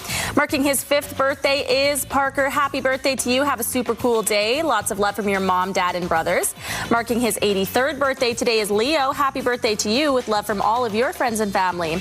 And looking forward to the weekend. Happy birthday to Rebecca. Your mom, dad, and family wish you a fabulous, fun, and fantastic 35th birthday. Happy 8th birthday to Atticus tomorrow. Have a great day. Lots of love from your mom, Banksy, grandma, and grandpa. Happy 63rd birthday to this wonderful husband, father, and papa, Martin. Have a great day. Lots of love from your whole family. Happy birthday to Layla. She's turning 5 on Sunday. We hope your day is super special with lots of love from your grandma Friesen. Also celebrating on Sunday will be Patrick. Happy birthday to you. Lots of love from Mamere and Mervyn. Enjoy your day. And happy anniversary wishes going out to Jordan and Natalie tomorrow. Wishing you all the love and happiness in the world from your mom, dad, Corey, and Kelly. And on Sunday, it will mark 40 years for Heather and James in North Battleford. All the best on your happy day from your friends and family. Milestones, brought to you by Harbor Landing Village, an award-winning senior care and living community in Regina. If you have a milestone coming up, send us an email to yourmorningsaskatchewan@ctv.ca or simply scan that QR code on your screen. Please send those in at least one day in advance. All right, let's check back in with Janelle Lippi. She's at the Royal Saskatchewan Museum having a hoot and a half, checking out the new owl exhibit.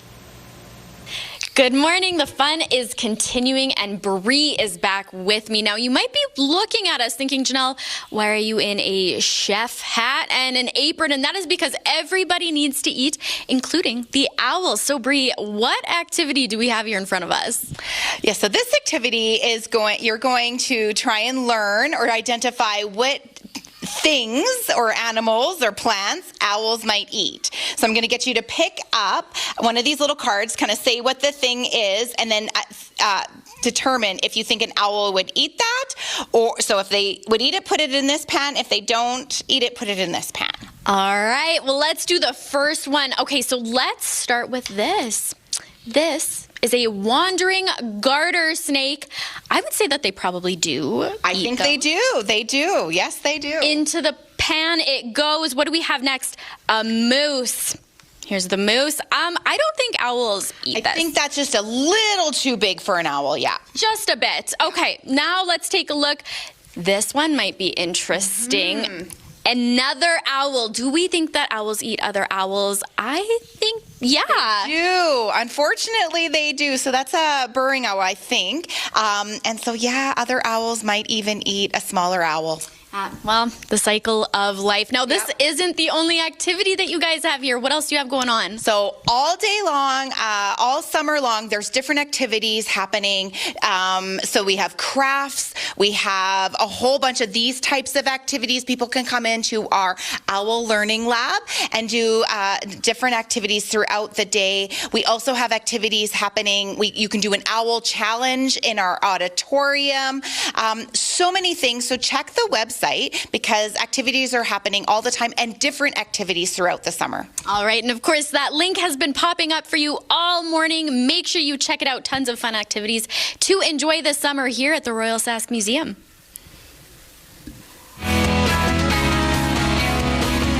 Oh, hello, superstar. What's going on? Getting you a chance to see an actual superstar in Dallas Smith. That guy, man. He is pretty sweet, and we want you to get to see him by going now to our website, purecountry97.ca, filling your name and contact number, and we will give you a call next week to go meet Dallas Smith on Saturday. Not this Saturday, but next Saturday at the Queen City X. Now, if you just want to go for the rides and the people watching and the hilarious food that they sell there, all you got to do is answer the impossible, useless question of the day right here, right now. Let's do it. We'll give you a chance before anybody else, before I announce it on the radio. So you can text 54321. This is for the ladies. 41% of women say they will not buy a generic brand of this. Men, we don't care. So what do you think? 54321. Toilet paper, first thing that came to mind. I don't know why. Oh, Kayleen says razors. Razors, toilet paper. Yep. We'll have to find out. Keep it coming. Oh, all right. Bye, Brandon. 54321. Okay, bye. Have a good weekend.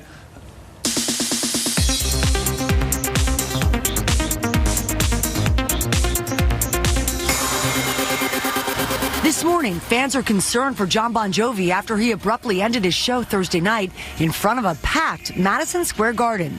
Don't throw away your ticket stubs. We'll figure out how to reschedule. But I'm going to have to clear the food. A spokesperson later confirming the 64-year-old singer has been battling a sinus infection, forcing an early end to the 8th show of his 9-night MSG residency. The rock legend making the announcement about 90 minutes into his performance. The highly anticipated Forever Tour marking the Rock and Roll Hall of Famer's first major run since undergoing vocal surgery in 2022, celebrating the band's hits through the decades. Unless Pat Monahan wants to come up here and help. Bon Jovi was joined by Train frontman Pat Monahan for a duet of his hit Living on a Prayer. I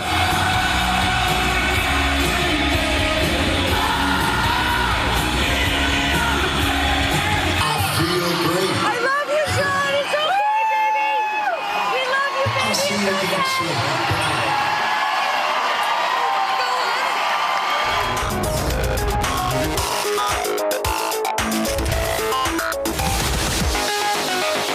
All right, sidebar time. Kids fall asleep in the car all the time, even when they're in the driver's seat, apparently. Oh. A piece of my childhood that'll never be forgotten. It was just an old plywood boat. There's no way they both fell asleep. These are just two tired tots. Come on. They fell asleep minutes after they got in and drove around in circles, fast asleep for about an hour before waking up. And you know what's funny is that they say kids sleep with the motion, right? That's why you have rocking chairs in your nursery and they have swinging baby swings. And the mom was probably just watching like, I got an eye on them, they're fine. The battery on this lasted an hour? That's amazing. Impressive. What a device. I'm really impressed that the mom was like, they're fine, let him go for an hour. That's 90s parenting right there. Let's go to a debate, from a debate rather, to a sibling dance-off.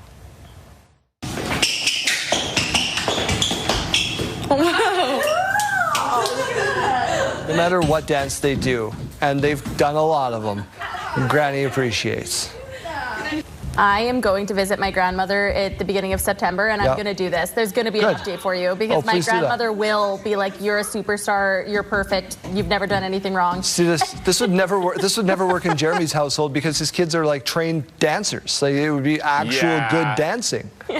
It would have to be. And they're like, "No, you got to pay. You got to pay to see this. Right? You can't afford it. This is going to cost you at least a silver medal." Time out.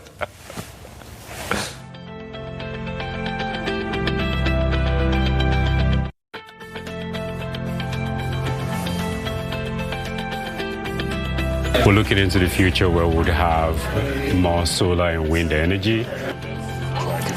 Major transmission line project is in the works for Sask Power. We're also seeing a lot of materials not accepted. Saskatoon's 3 residential recycling depots are filling up faster than usual.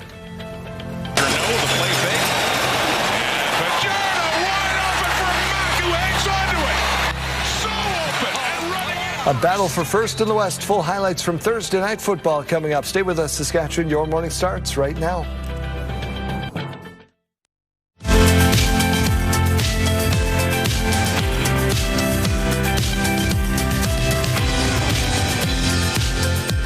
Welcome to Your Morning Saskatchewan. I'm Daryl. And I'm Kayleen. Good morning and happy Friday. If you're in the Regina area, we are getting word this morning that the Urgent Care Centre is reducing hours. It's going to be open from 8 to 4 only today. So we've seen that for quite a few times. Yeah, quite a few times. And if you are waking up with us down south, really anywhere in Saskatchewan today, it's going to be a very hot day ahead. Yeah, make sure you have a lot of water. Make sure you take those precautions. 8:01, let's talk power.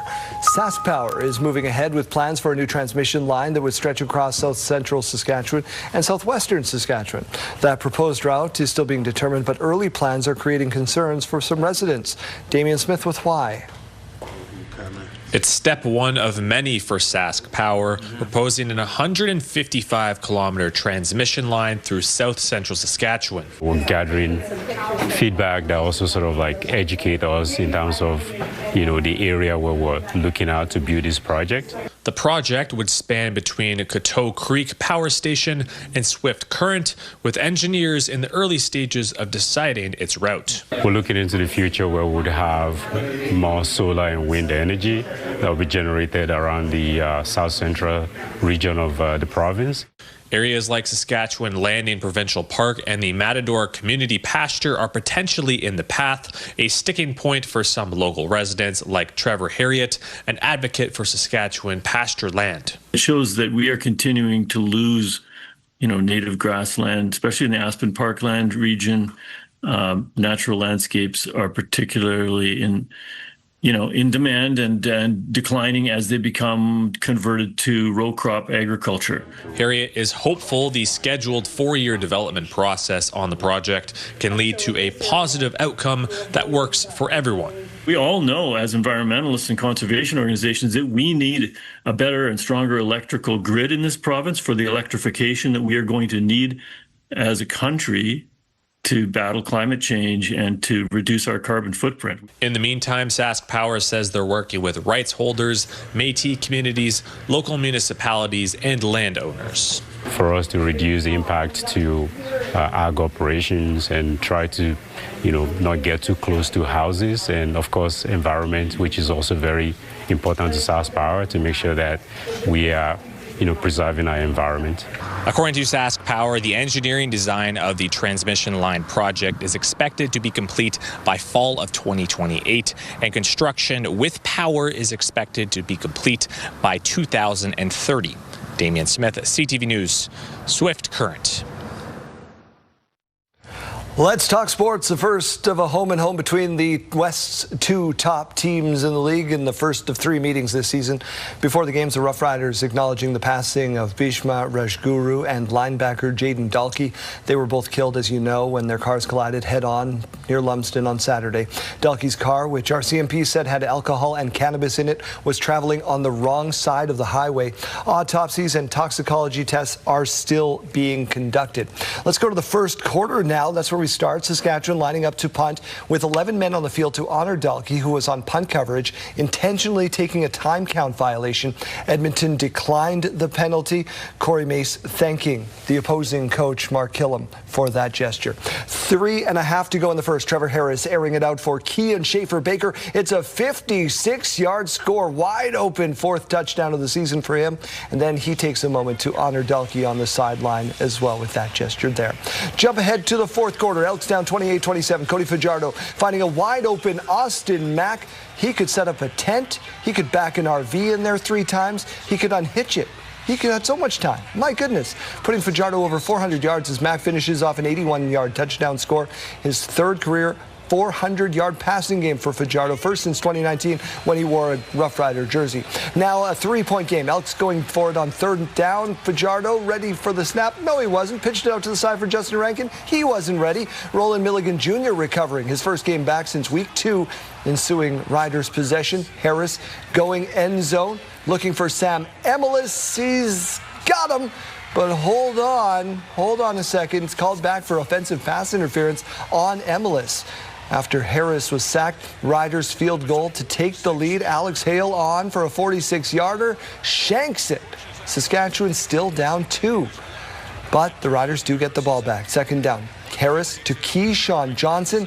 This one just short of his open arms. Harris trying to fit that ball under the crossbar. They'd settle for a field goal to go up 34-33. So Fajardo and the Elks with a chance to respond. 3rd and 10, needing a 1st down. Fajardo drops back, hits TJ Luther. A crucial catch.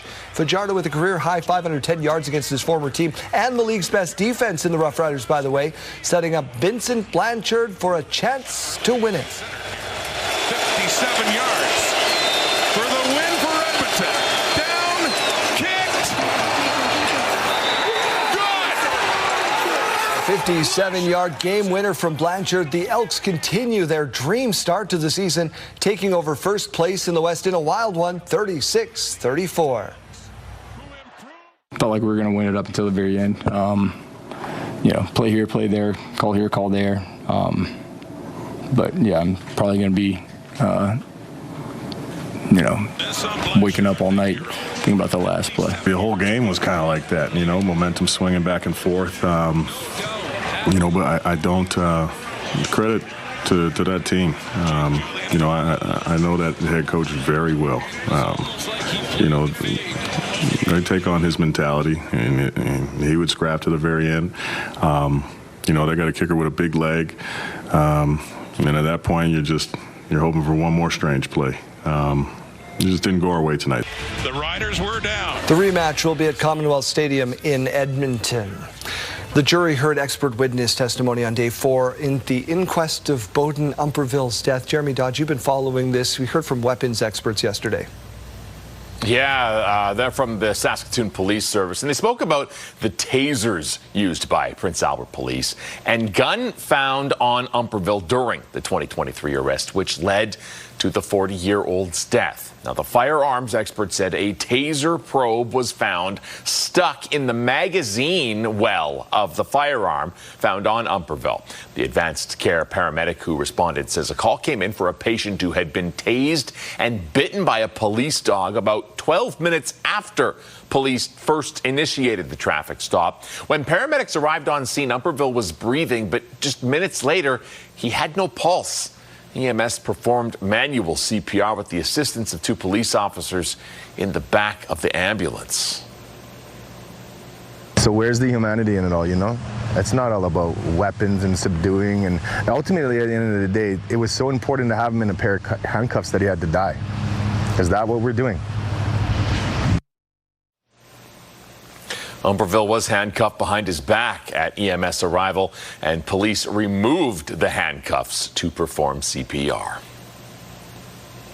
Well, the city of Saskatoon's extending the hours of public spray pads for the next few days. City says they will be open from 10 a.m. until 10 p.m. daily until Monday. Move is part of Saskatoon's extreme heat and air quality emergency response plan.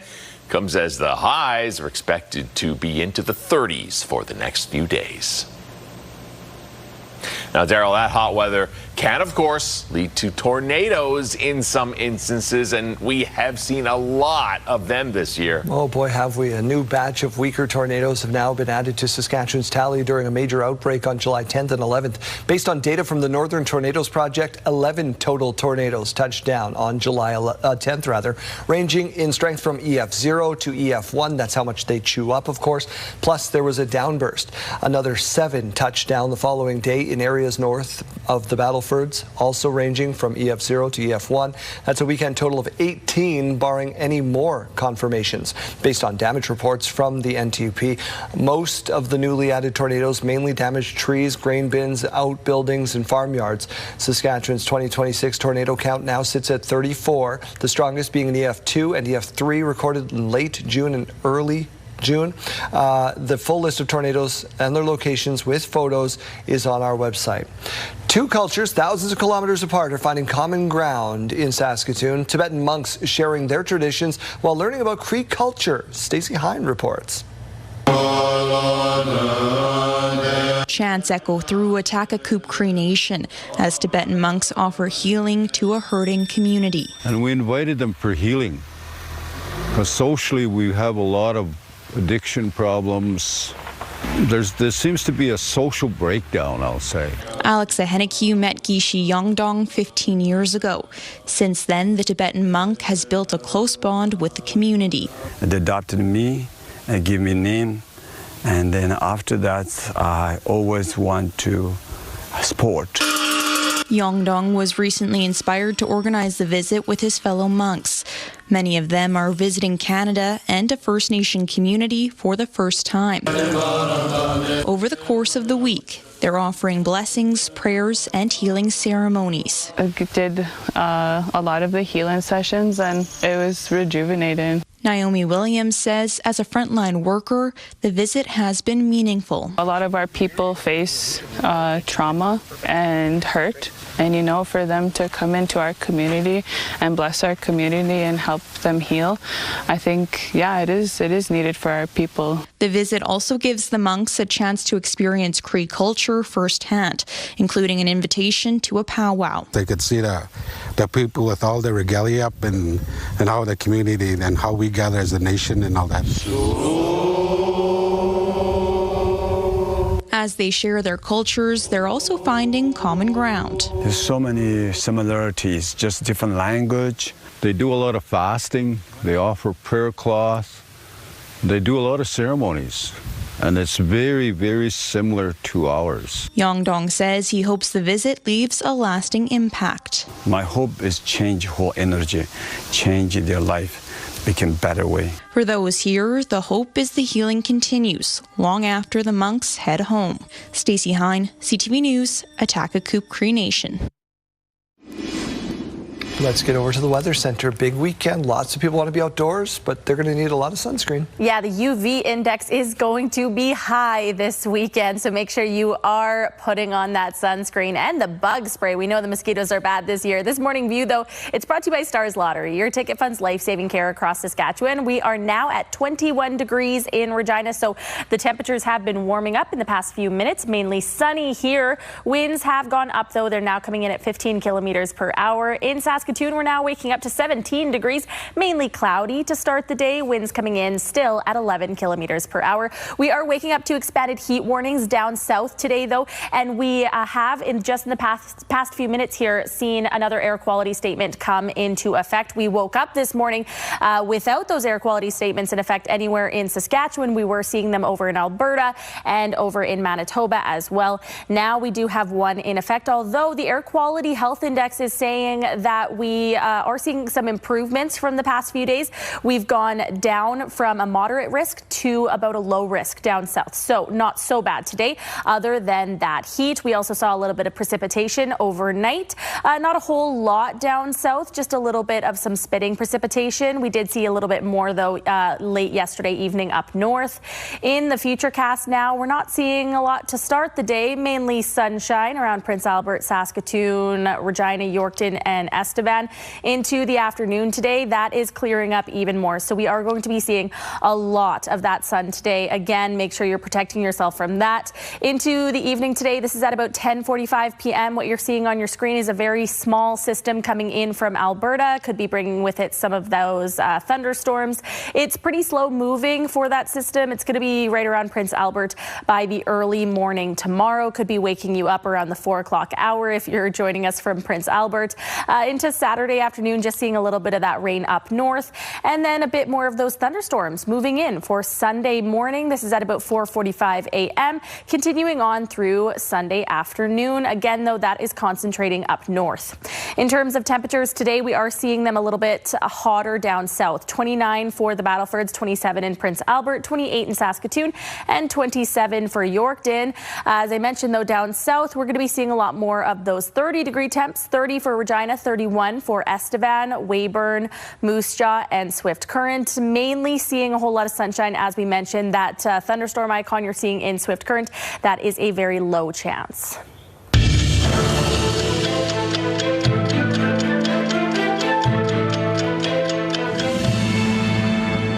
July 24th, 2022, Pope Francis arrived in Edmonton to begin a trip aimed at reconciliation for the Catholic Church's role in the residential school system.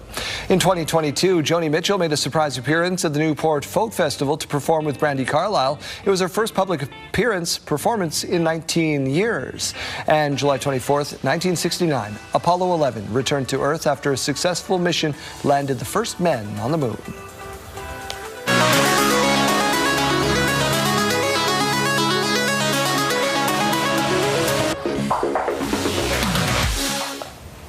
In case you missed it, Disneyland recently welcomed its 1 billionth guest with a B. Earlier this month, 8-year-old Andres Robles from Arizona became the 1 billionth person to visit the California theme park. He was celebrating his birthday. Now, Andres and his parents got a VIP tour for the day. The milestone also came during the park's 70th birthday celebration. Disneyland first opened in 1955. Honestly, they should have gave this kid lifetime free pass. That's what I thought, too. Yeah, something. My goodness. This is a nice all-star treatment, though, too. Brings us to the end of this block. We got participation. Ituna, Saskatchewan. We're going to connect with them in just a minute.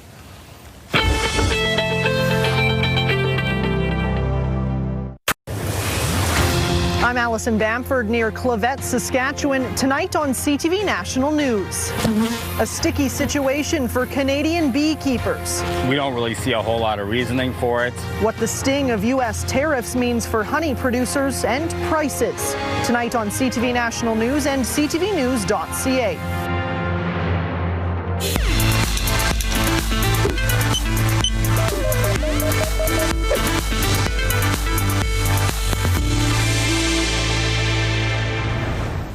A team of international researchers has come up with a way for artificial intelligence to help see parts of the brain impacted by multiple sclerosis. Now, an MRI can only help the human eye see lesions in the brain's white matter, but now AI is helping researchers unlock what's happening in the gray matter, and that's key to understanding how MS progresses. Kelly Dudzik reports. The paper, published in the journal Communications Medicine, showed that artificial intelligence can be used to see lesions that are too hard for humans to see just using an MRI scan. When you're a clinician, for example, or a radiologist reading these scans and you're looking for these flare-ups and you don't see them, but you see people continuing to worsen. And a big part of that story seems to be these kind of shadowy, kind of cortical lesions, we call them. And AI was able to see the cortical lesions commonly associated with multiple sclerosis in the brain's gray matter. Dr. Michael Dwyer, Associate Professor of Neurology and Biomedical Informatics at the UB Jacobs School, says this is especially important because MS is the #1 debilitating neurological illness impacting young adults in the country, and this could help when people are experiencing flares. There's this problem of, is this person responding well to this therapy? Is it working for them? And because we no longer see those big flare-ups as often, what we're wondering is over the long term, are you going to have this decline? And so now, finally, we potentially have an AI tool that is letting us look at an individual person's brain and say, yes, you do see that. You do see something for this person, or you don't, and pick that up early.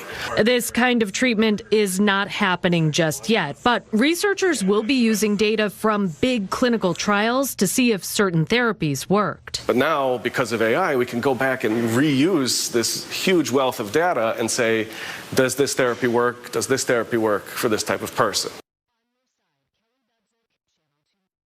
Brought to you in part by SEIU West, Saskatchewan's first healthcare union.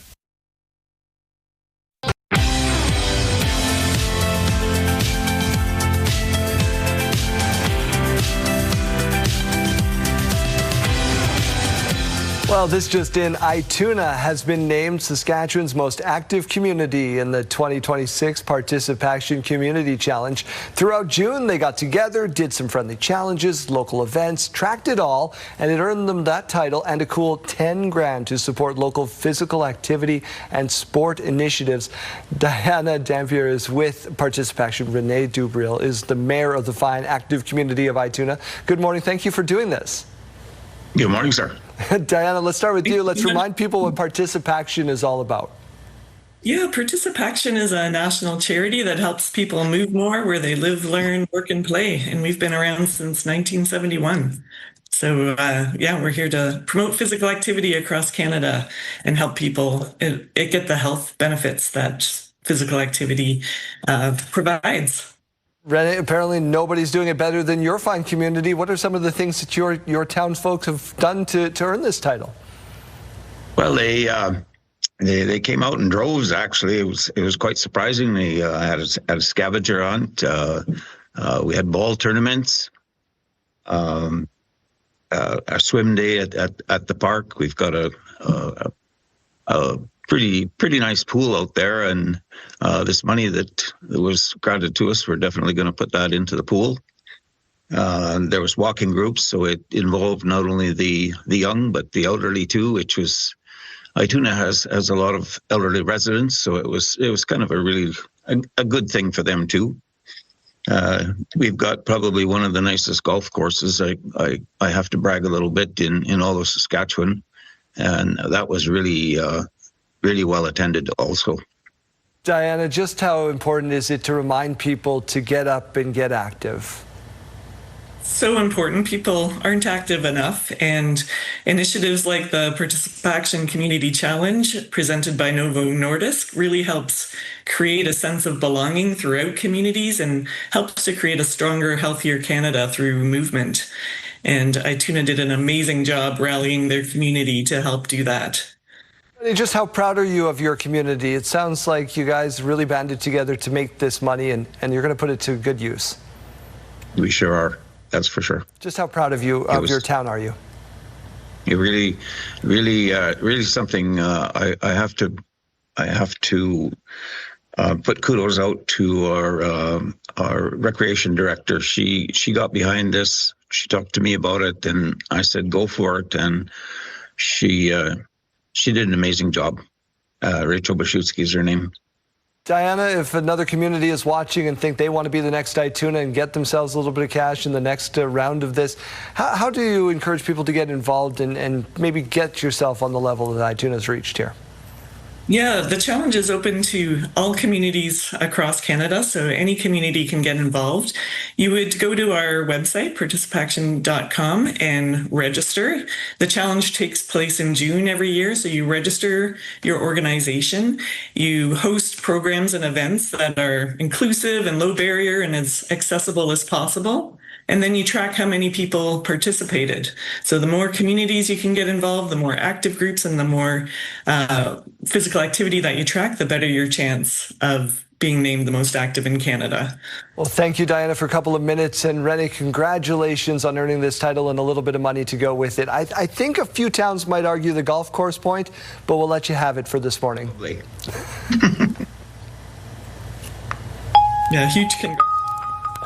Let's get over to news. We begin with oil price volatility that's put Canada's supply in sharper focus. And today we were getting a sense of what's at stake for a new pipeline from Alberta to the West Coast. CTV News spoke to the CEO of Trans Mountain Pipeline, the Crown Corporation that would run it. CTV senior political correspondent Mike Lecouture leads us off. I certainly think it can be built. We already have built something like it. The CEO of Trans Mountain believes the newly proposed pipeline can and will be built. We were talking about the possibility of another pipeline. In an exclusive interview with CTV News, Mark Mackey suggested the cost would be similar to the first pipeline, which was $34 billion. But he says there is a very compelling case for a new pipeline from Alberta to BC's coast. This one is a little longer, a little bigger, more capacity than what Trans Mountain built before. But I think it's very necessary in the global context that we live in today. The federal and provincial governments are investing in the project with the help of the Crown Corporation that Mackey heads up. Pembina Pipeline Corp has also agreed to a potential 10% stake. Prime Minister Mark Carney has also referred the pipeline to the Federal Major Projects Office for approval. Carney has pointed to the federally owned Trans Mountain Pipeline as an example of a project that is working, and Mackey agrees. We paid $1.7 billion into the Treasury last year in dividends and interest. We'll beat that this year. We'll probably reinvest some capital in the years thereafter. This is going to be a very profitable investment for the country, the legacy Trans Mountain. I expect the new system to be the same. And the overall economic impact that system will enable is ginormous to the country. Asked if he believes if the federal government should sell the pipeline that it already owns, Mackey said Canada should hold on to it, adding it's far too strategic to the country. Mike Lecouture, CTV News, Ottawa. Saskatoon's 3 residential recycling depots are filling up faster than usual, and it's prompting the city to put out a reminder to you to do your part to prevent it from piling up. Laura Woodward reports. These bins at the Lakewood Recycling Depot are filling up fast. And it's not just here. All 3 of Saskatoon's residential depots are seeing more waste than usual. Residents are frustrated. Part of it is they're frustrated that there's a mess at the depot, which is in the middle of their community, and they don't want the depots looking this bad. Part of it is it's been a regular occurrence this summer that when they go to the depots are full, and there's nowhere for them to put their cardboard when they want to recycle it. We've got City Council next week. I'm going to be asking the administration for an update. The city says there are a number of reasons for the increased demand, including businesses using the bins. We're also seeing a lot of materials not accepted at the recycling depots, so garbage, furniture, mattresses, that kind of thing. So we're always encouraging people to go to the landfill and the material recovery center if they have those materials and not leaving them at our depots for our staff to clean up. It slows down our collections. To address the increase in demand, the city says pickup at the depots is increasing. Currently, we collect at the depots 4 times a week. We're going to up that over the summer months temporarily just to 6 days a week, just so we have some extra capacity in the recycling bins. The city says residents can help make more room by flattening cardboard and only dropping off accepted items. Laura Woodward, CTV News, Saskatoon. Whether they're the kind people rent with an app or the ones they buy, you likely encountered an e-scooter or an e-bike whizzing around the streets of Regina, but not everyone is riding them with the rules of the road in mind, leading police to issue some reminders yesterday after 3 minors were ticketed for careless driving. Jacob Carr reports. Regina police say busy streets just like the one behind me are seeing more and more kids going for joyrides on e-scooters, e-bikes, and e-motorcycles all across the city. The RPS traffic units say they have received an elevated number of calls regarding children driving e-scooters recklessly and on sidewalks, along with e-bikes on roadways where they are not permitted. Police also saying that the incidents are not limited to one area of Regina, but instead are widespread. We have had some kids actually not even stop for us. At times we've tried to pull them over. If they're located, that obviously can result in even a criminal charge for dangerous driving, evading police. They can get tickets, depending, like if it's an e-motorcycle, they could get a $500 ticket for driving an unregistered vehicle. Seal says the police dealt with an incident on Wednesday night involving 3 minors driving e-motorcycles recklessly through the city. The youths evaded officers on the ground in 2 separate occasions before the police plane had to be used to track them down. The minors were each handed a ticket, which Seal says could have been criminal charges for driving unregistered vehicles and driving without consideration for others. While the 3 minors only received citations in this case, police are trying to drive home the severity of failing to abide by traffic laws and say this trend could lead to eventual serious injury or even fatality. Jacob Carr, CTV News, Regina. For many parents, the hardest years aren't when you have toddlers at home. They're when your kids turn into teenagers. Now, some parents are taking a teen-ternity leave to be more present during those critical teenage years. Whit Johnson reports. We've all seen those scenes of moms on maternity leave as portrayed on hit shows like Friends. And a round thing in your face. Yes. And dads on paternity leave like on Modern Family. Sorry we're late. I was at work. Oh, he loves to say that. But what if parents took time off years later when their kids were teens? So-called teen-ternity leave, now a growing trend. Parents quitting or taking leave from their jobs when their kids hit the teen years. Even if she doesn't need me, I want to be there. 41-year-old Amber Davila from San Antonio left her thriving PR firm to spend more time with her nearly 13-year-old daughter. As hard as we needed to be protected back then, we need to protect them even more now. Social media and the way that it impacts them. It's not the internet I grew up with. It's not the society I grew up with.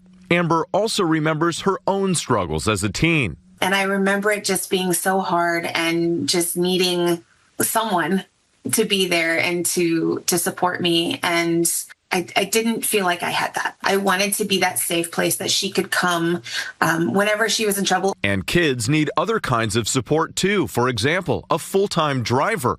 Mom Karen Johnson wrote a blog on the subject. There's just not only the driving, but just being there for your children, the conversations, the mental health issues, all of it. There's more pressure to be involved when you think about being ready for the college application. The pressure is on to do all the things. And I think that the moms are feeling it.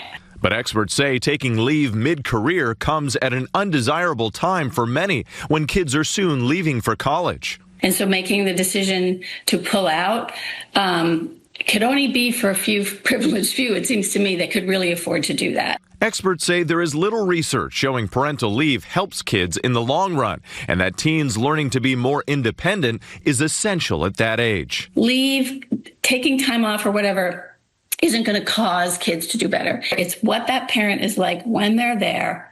And what their presence looks like, I think, is critical. Whit Johnson, ABC News, New York. All I could hear during that whole thing was my dad saying, well, who's going to pay the bills? Yeah. Well, who's like, exactly. You guys were fine. No? All right, let's turn our attention out to the weather center now, though. It is a fairly bright and sunny start to the day in southern Saskatchewan, and it's warm as well. We're already at 21 degrees. Winds have increased slightly. They're at 15 kilometers per hour. In Saskatoon, 17 degrees, mainly cloudy, with winds coming in at 11 kilometers per hour. Today's wind gusts not going to be increasing too much for areas around North Battleford, Saskatoon, or Regina, but those are the nice pockets in between the winds. We do have some areas around Hudson Bay and the Parkland region, and then down through the southwest corner of the province, where winds will be increasing a bit higher than what we have been seeing in the past few days. Some areas up to about 40 kilometers per hour. Current temperatures now, we're seeing cooler temperatures far up north today, 13 degrees in Stony Rapids, 18 though in La Ronge, and 20 degrees now in Prince Albert, 21 in Hudson Bay. Down in the south, we're seeing more of that yellow color and even some of that red starting to creep in nice and early. 23 degrees right now in Estevan, 22 in Weyburn, 19 degrees in Assiniboia and Swift Current, and 21 right now to wake you up in Yorkton. Into the afternoon today, it's going to be a hot day down south, 31 degrees on tap for Swift Current, Moose Jaw, Weyburn, and Estevan, 30 degrees for Regina, 27 in Yorkton, 28 in Saskatoon, 27 in Prince Albert, and 29 in the Battlefords. And if you're joining us from central Saskatchewan this morning and you're feeling left out because down south we're seeing all those 30-degree temperatures, don't worry too much.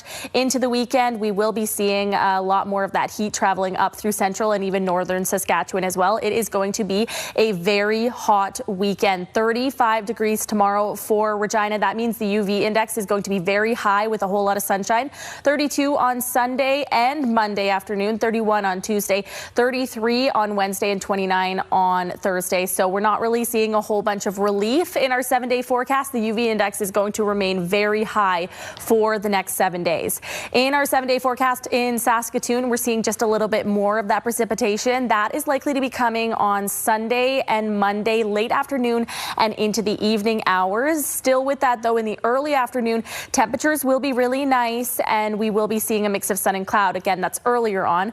For your Saturday, though, 32 degrees with a whole lot of sunshine, 29 on Sunday and Monday in the early afternoon before that rain is likely to hit, 28 on Tuesday with more of that sunshine on the way, 29 on Wednesday, and 26 on Thursday. And before we leave you here, here's another look at those watches and warnings currently in effect. We just have an air quality statement right around Kindersley this morning, and other than that, it's the heat that we're talking about today, so keep yourself protected.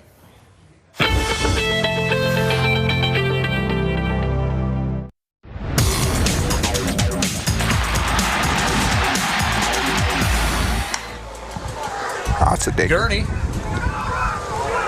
hit over the head of the center fielder.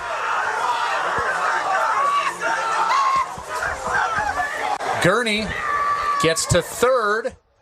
And coming That's Weyburn Beavers catcher Robert Gurney hitting for the cycle the other night.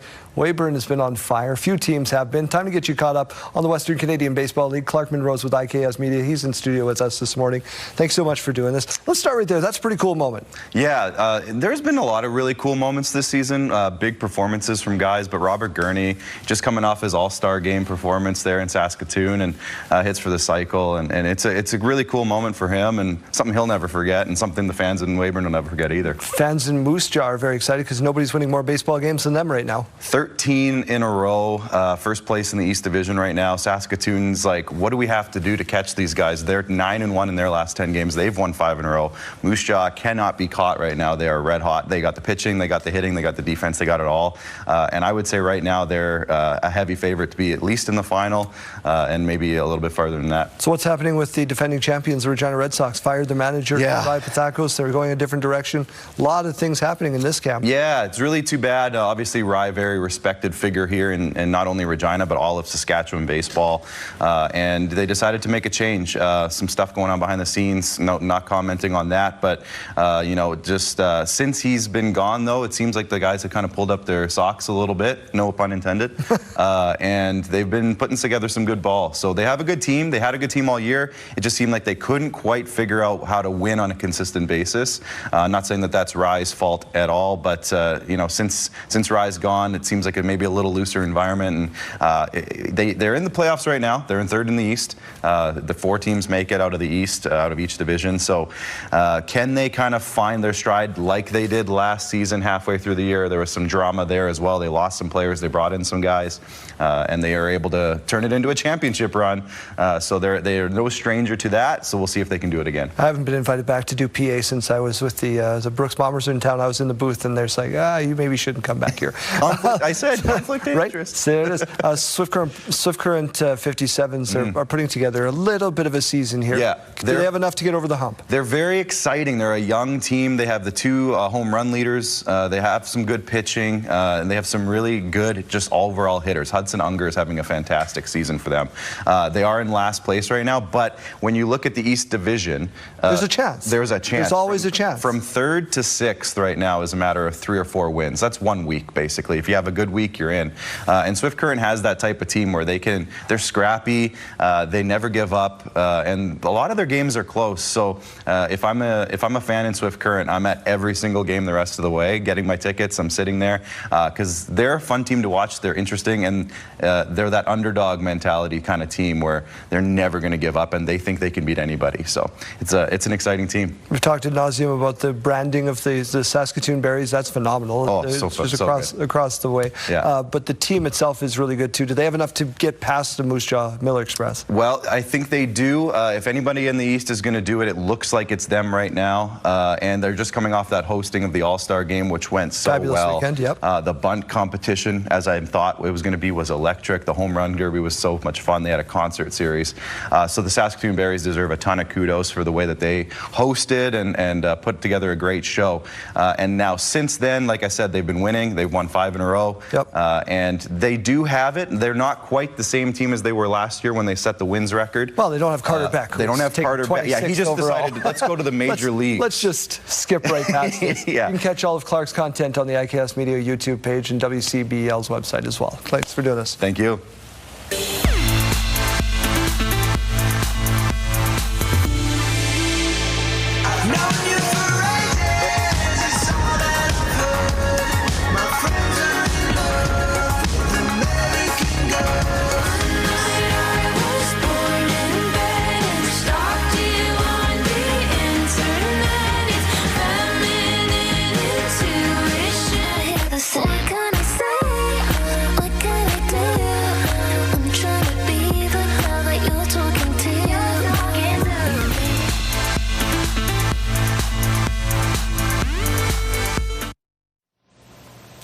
I'll bet Janelle Lepie having a great morning at the Royal Saskatchewan Museum. Let's check in with her one more time.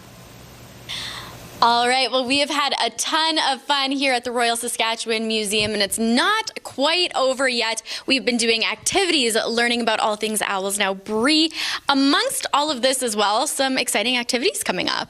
Yeah, so we have 2 events coming up here in August. On August 6th, we have our Night Owl Market. So we're going to be open in the evening from 5:30 to 8, and we're inviting everyone to come down. We're going to have local vendors selling their wares. We're going to have our museum gift shop open. People will be able to check out the shop, but also purchase one of their favorite owl stuffy if they'd like to do that. We're going to have activities happening throughout the museum all about owls, just like we were showing last segment. And then also we're going to have the Burring Owl Interpretive Center come and bring live burring owls. And that show will start at 6, and people will be able to interact with those owls. So an event that you certainly won't want to miss then. This sounds absolutely adorable. For the families who are watching, who are thinking, I would love to be a part of this, but maybe something a little bit quieter, a little bit less busy, what can they attend? That's right. So we're going to have a silent flight night. That's going to happen on August 17th. People do need to register for that because we're going to have less people in the museum. So families that need a little bit calmer, quieter environment for their family, they can come explore the museum. We're also going to be having all the owl activities available for people to participate in. But, you know, our sounds will be turned down in the museum. The alarms that go off sometimes when you go too close to the exhibits, those will be turned off. So it'll be a little bit calmer for people. Okay, well, it sounds like a wonderful way to spend some time here this summer. One more time, in case somebody's missed it, where can they come to be a part of all of this fun? So our museum is open 9:30 to 5 every day, and then you can check out our website for all the event details at royalsaskmuseum.ca. All right, Bree, thank you so much for spending the morning with me here today. And of course, once again, that website has been popping up on your screen all morning. You can head to it, get a little bit more information, and come out and enjoy some fun time here at the Royal Saskatchewan Museum.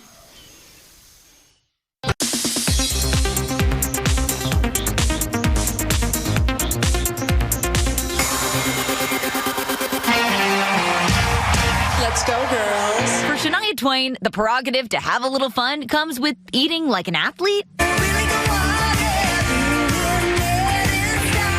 The 60-year-old Marvel telling the Wall Street Journal she has a strict pre-show ritual, including eliminating dairy and no solid foods. She says, I drink all of my nutrients on show days before singing, and then after the show, I will eat.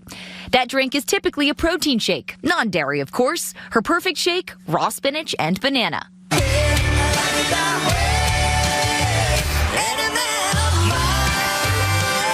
Shania most recently on stage opening for Harry Styles' 12 London shows. The 5-time Grammy winner saying her pre-show diet is a little bit more like an athlete and saying once she's on stage, your hunger goes away for some reason. There's no one size that fits all. Shania found a routine that works for her, and someone else's routine is going to be absolutely different. For many of my patients, we found ways to actually eat maybe 3 to 4 hours away from performance time so that you're not experiencing reflux-like symptoms and that you're able to be well nourished and perform.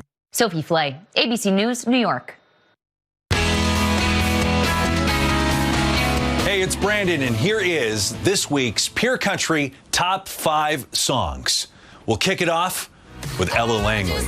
One of 2 songs that hit the top 5 this week. We'll start with Be Her from Ella Langley. At number 4, the only Canadian singer-songwriter on the top 5 this week, Morgan Griffiths. Fun name to say, great song to sing, Just Being Me. I'm just being me. In the middle of the pack, holding down number 3, it's Kane Brown singing about a woman. I got a woman right here in my hands. In at number 2, Ella Langley is back this time with a powerful duet partner with Morgan Wallen, and I Can't Love You Anymore. I can't love you anymore. And back again on top, this week's number 1 song from Luke Combs, Be By You. 'Cause I just wanna be by you. And there you go, a pretty sweet top 5 song list for this week.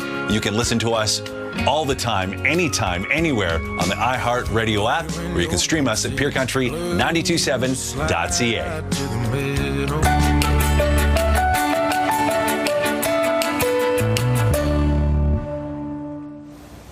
Now to the bride on her wedding day and the first graders who found a way to be right there with their teacher.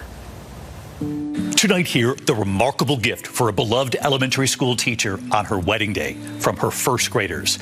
Their teacher, Miss Isabella Mosier, was recently named Teacher of the Year at her school. And on her wedding day, her first graders had an extraordinary surprise. Just listen to their voices at her wedding reception. Hi, Miss Mosier, and have a great day. I love you. Hi, this is Abigail. Your dress is so beautiful and you're the best teacher in the world. Hi, it's Alana. Congratulations on your special day. Miss Mosier's first graders recording messages to be given to her on her wedding day. Hi, this is Ava. I hope you have the best day ever. Hi, this is Colton, your pretty bride. Miss Phoebe, thank you for being a good teacher. Hi, this is Stella. I hope you have a magical day. Tonight, that beloved teacher saying, having my students be a part of my special day meant everything to me. My students are my world. And Miss Mosier's students had one more surprise for her, ending their wedding day messages with her new last name, Mrs. Reyes.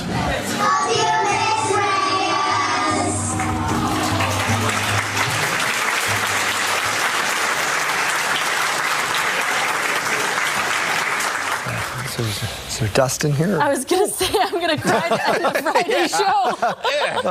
It is good news, but does it have to be so serious? Truly.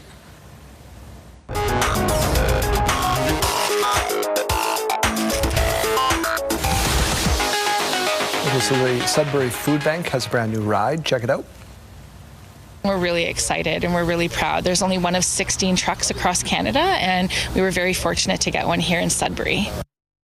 A Purolator truck that used to deliver packages is now being used to move food. The donation was made as part of the company's Tackle Hunger program. Timing of this could not be better. The Sudbury Food Bank sent one of its trucks out for repairs last week so they can continue to roll. Oh, this is perfect. Oh, it seems like a perfect fit for that. Yeah, move some packages. Needs some new branding on it, but I think it's great. That's good. All right, well, a University of Toronto professor has won the biggest prize in math. Most prestigious achievement for every mathematician, but I'm really proud that I'm his student and I get to work with him for the past 5 years. Dr. Jacob Zimmerman is just the second Canadian to be awarded the Fields Medal. He won for his work helping prove the André-Oot conjecture. We all know what that is. Naturally. Yeah.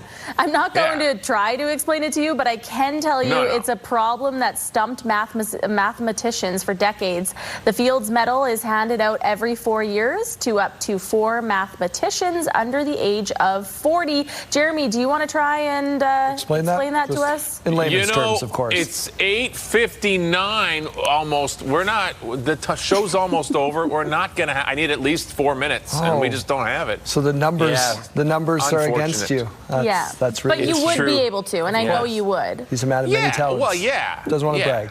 Yeah. See you on Monday. Do it for fun. Yeah. Oh, yes.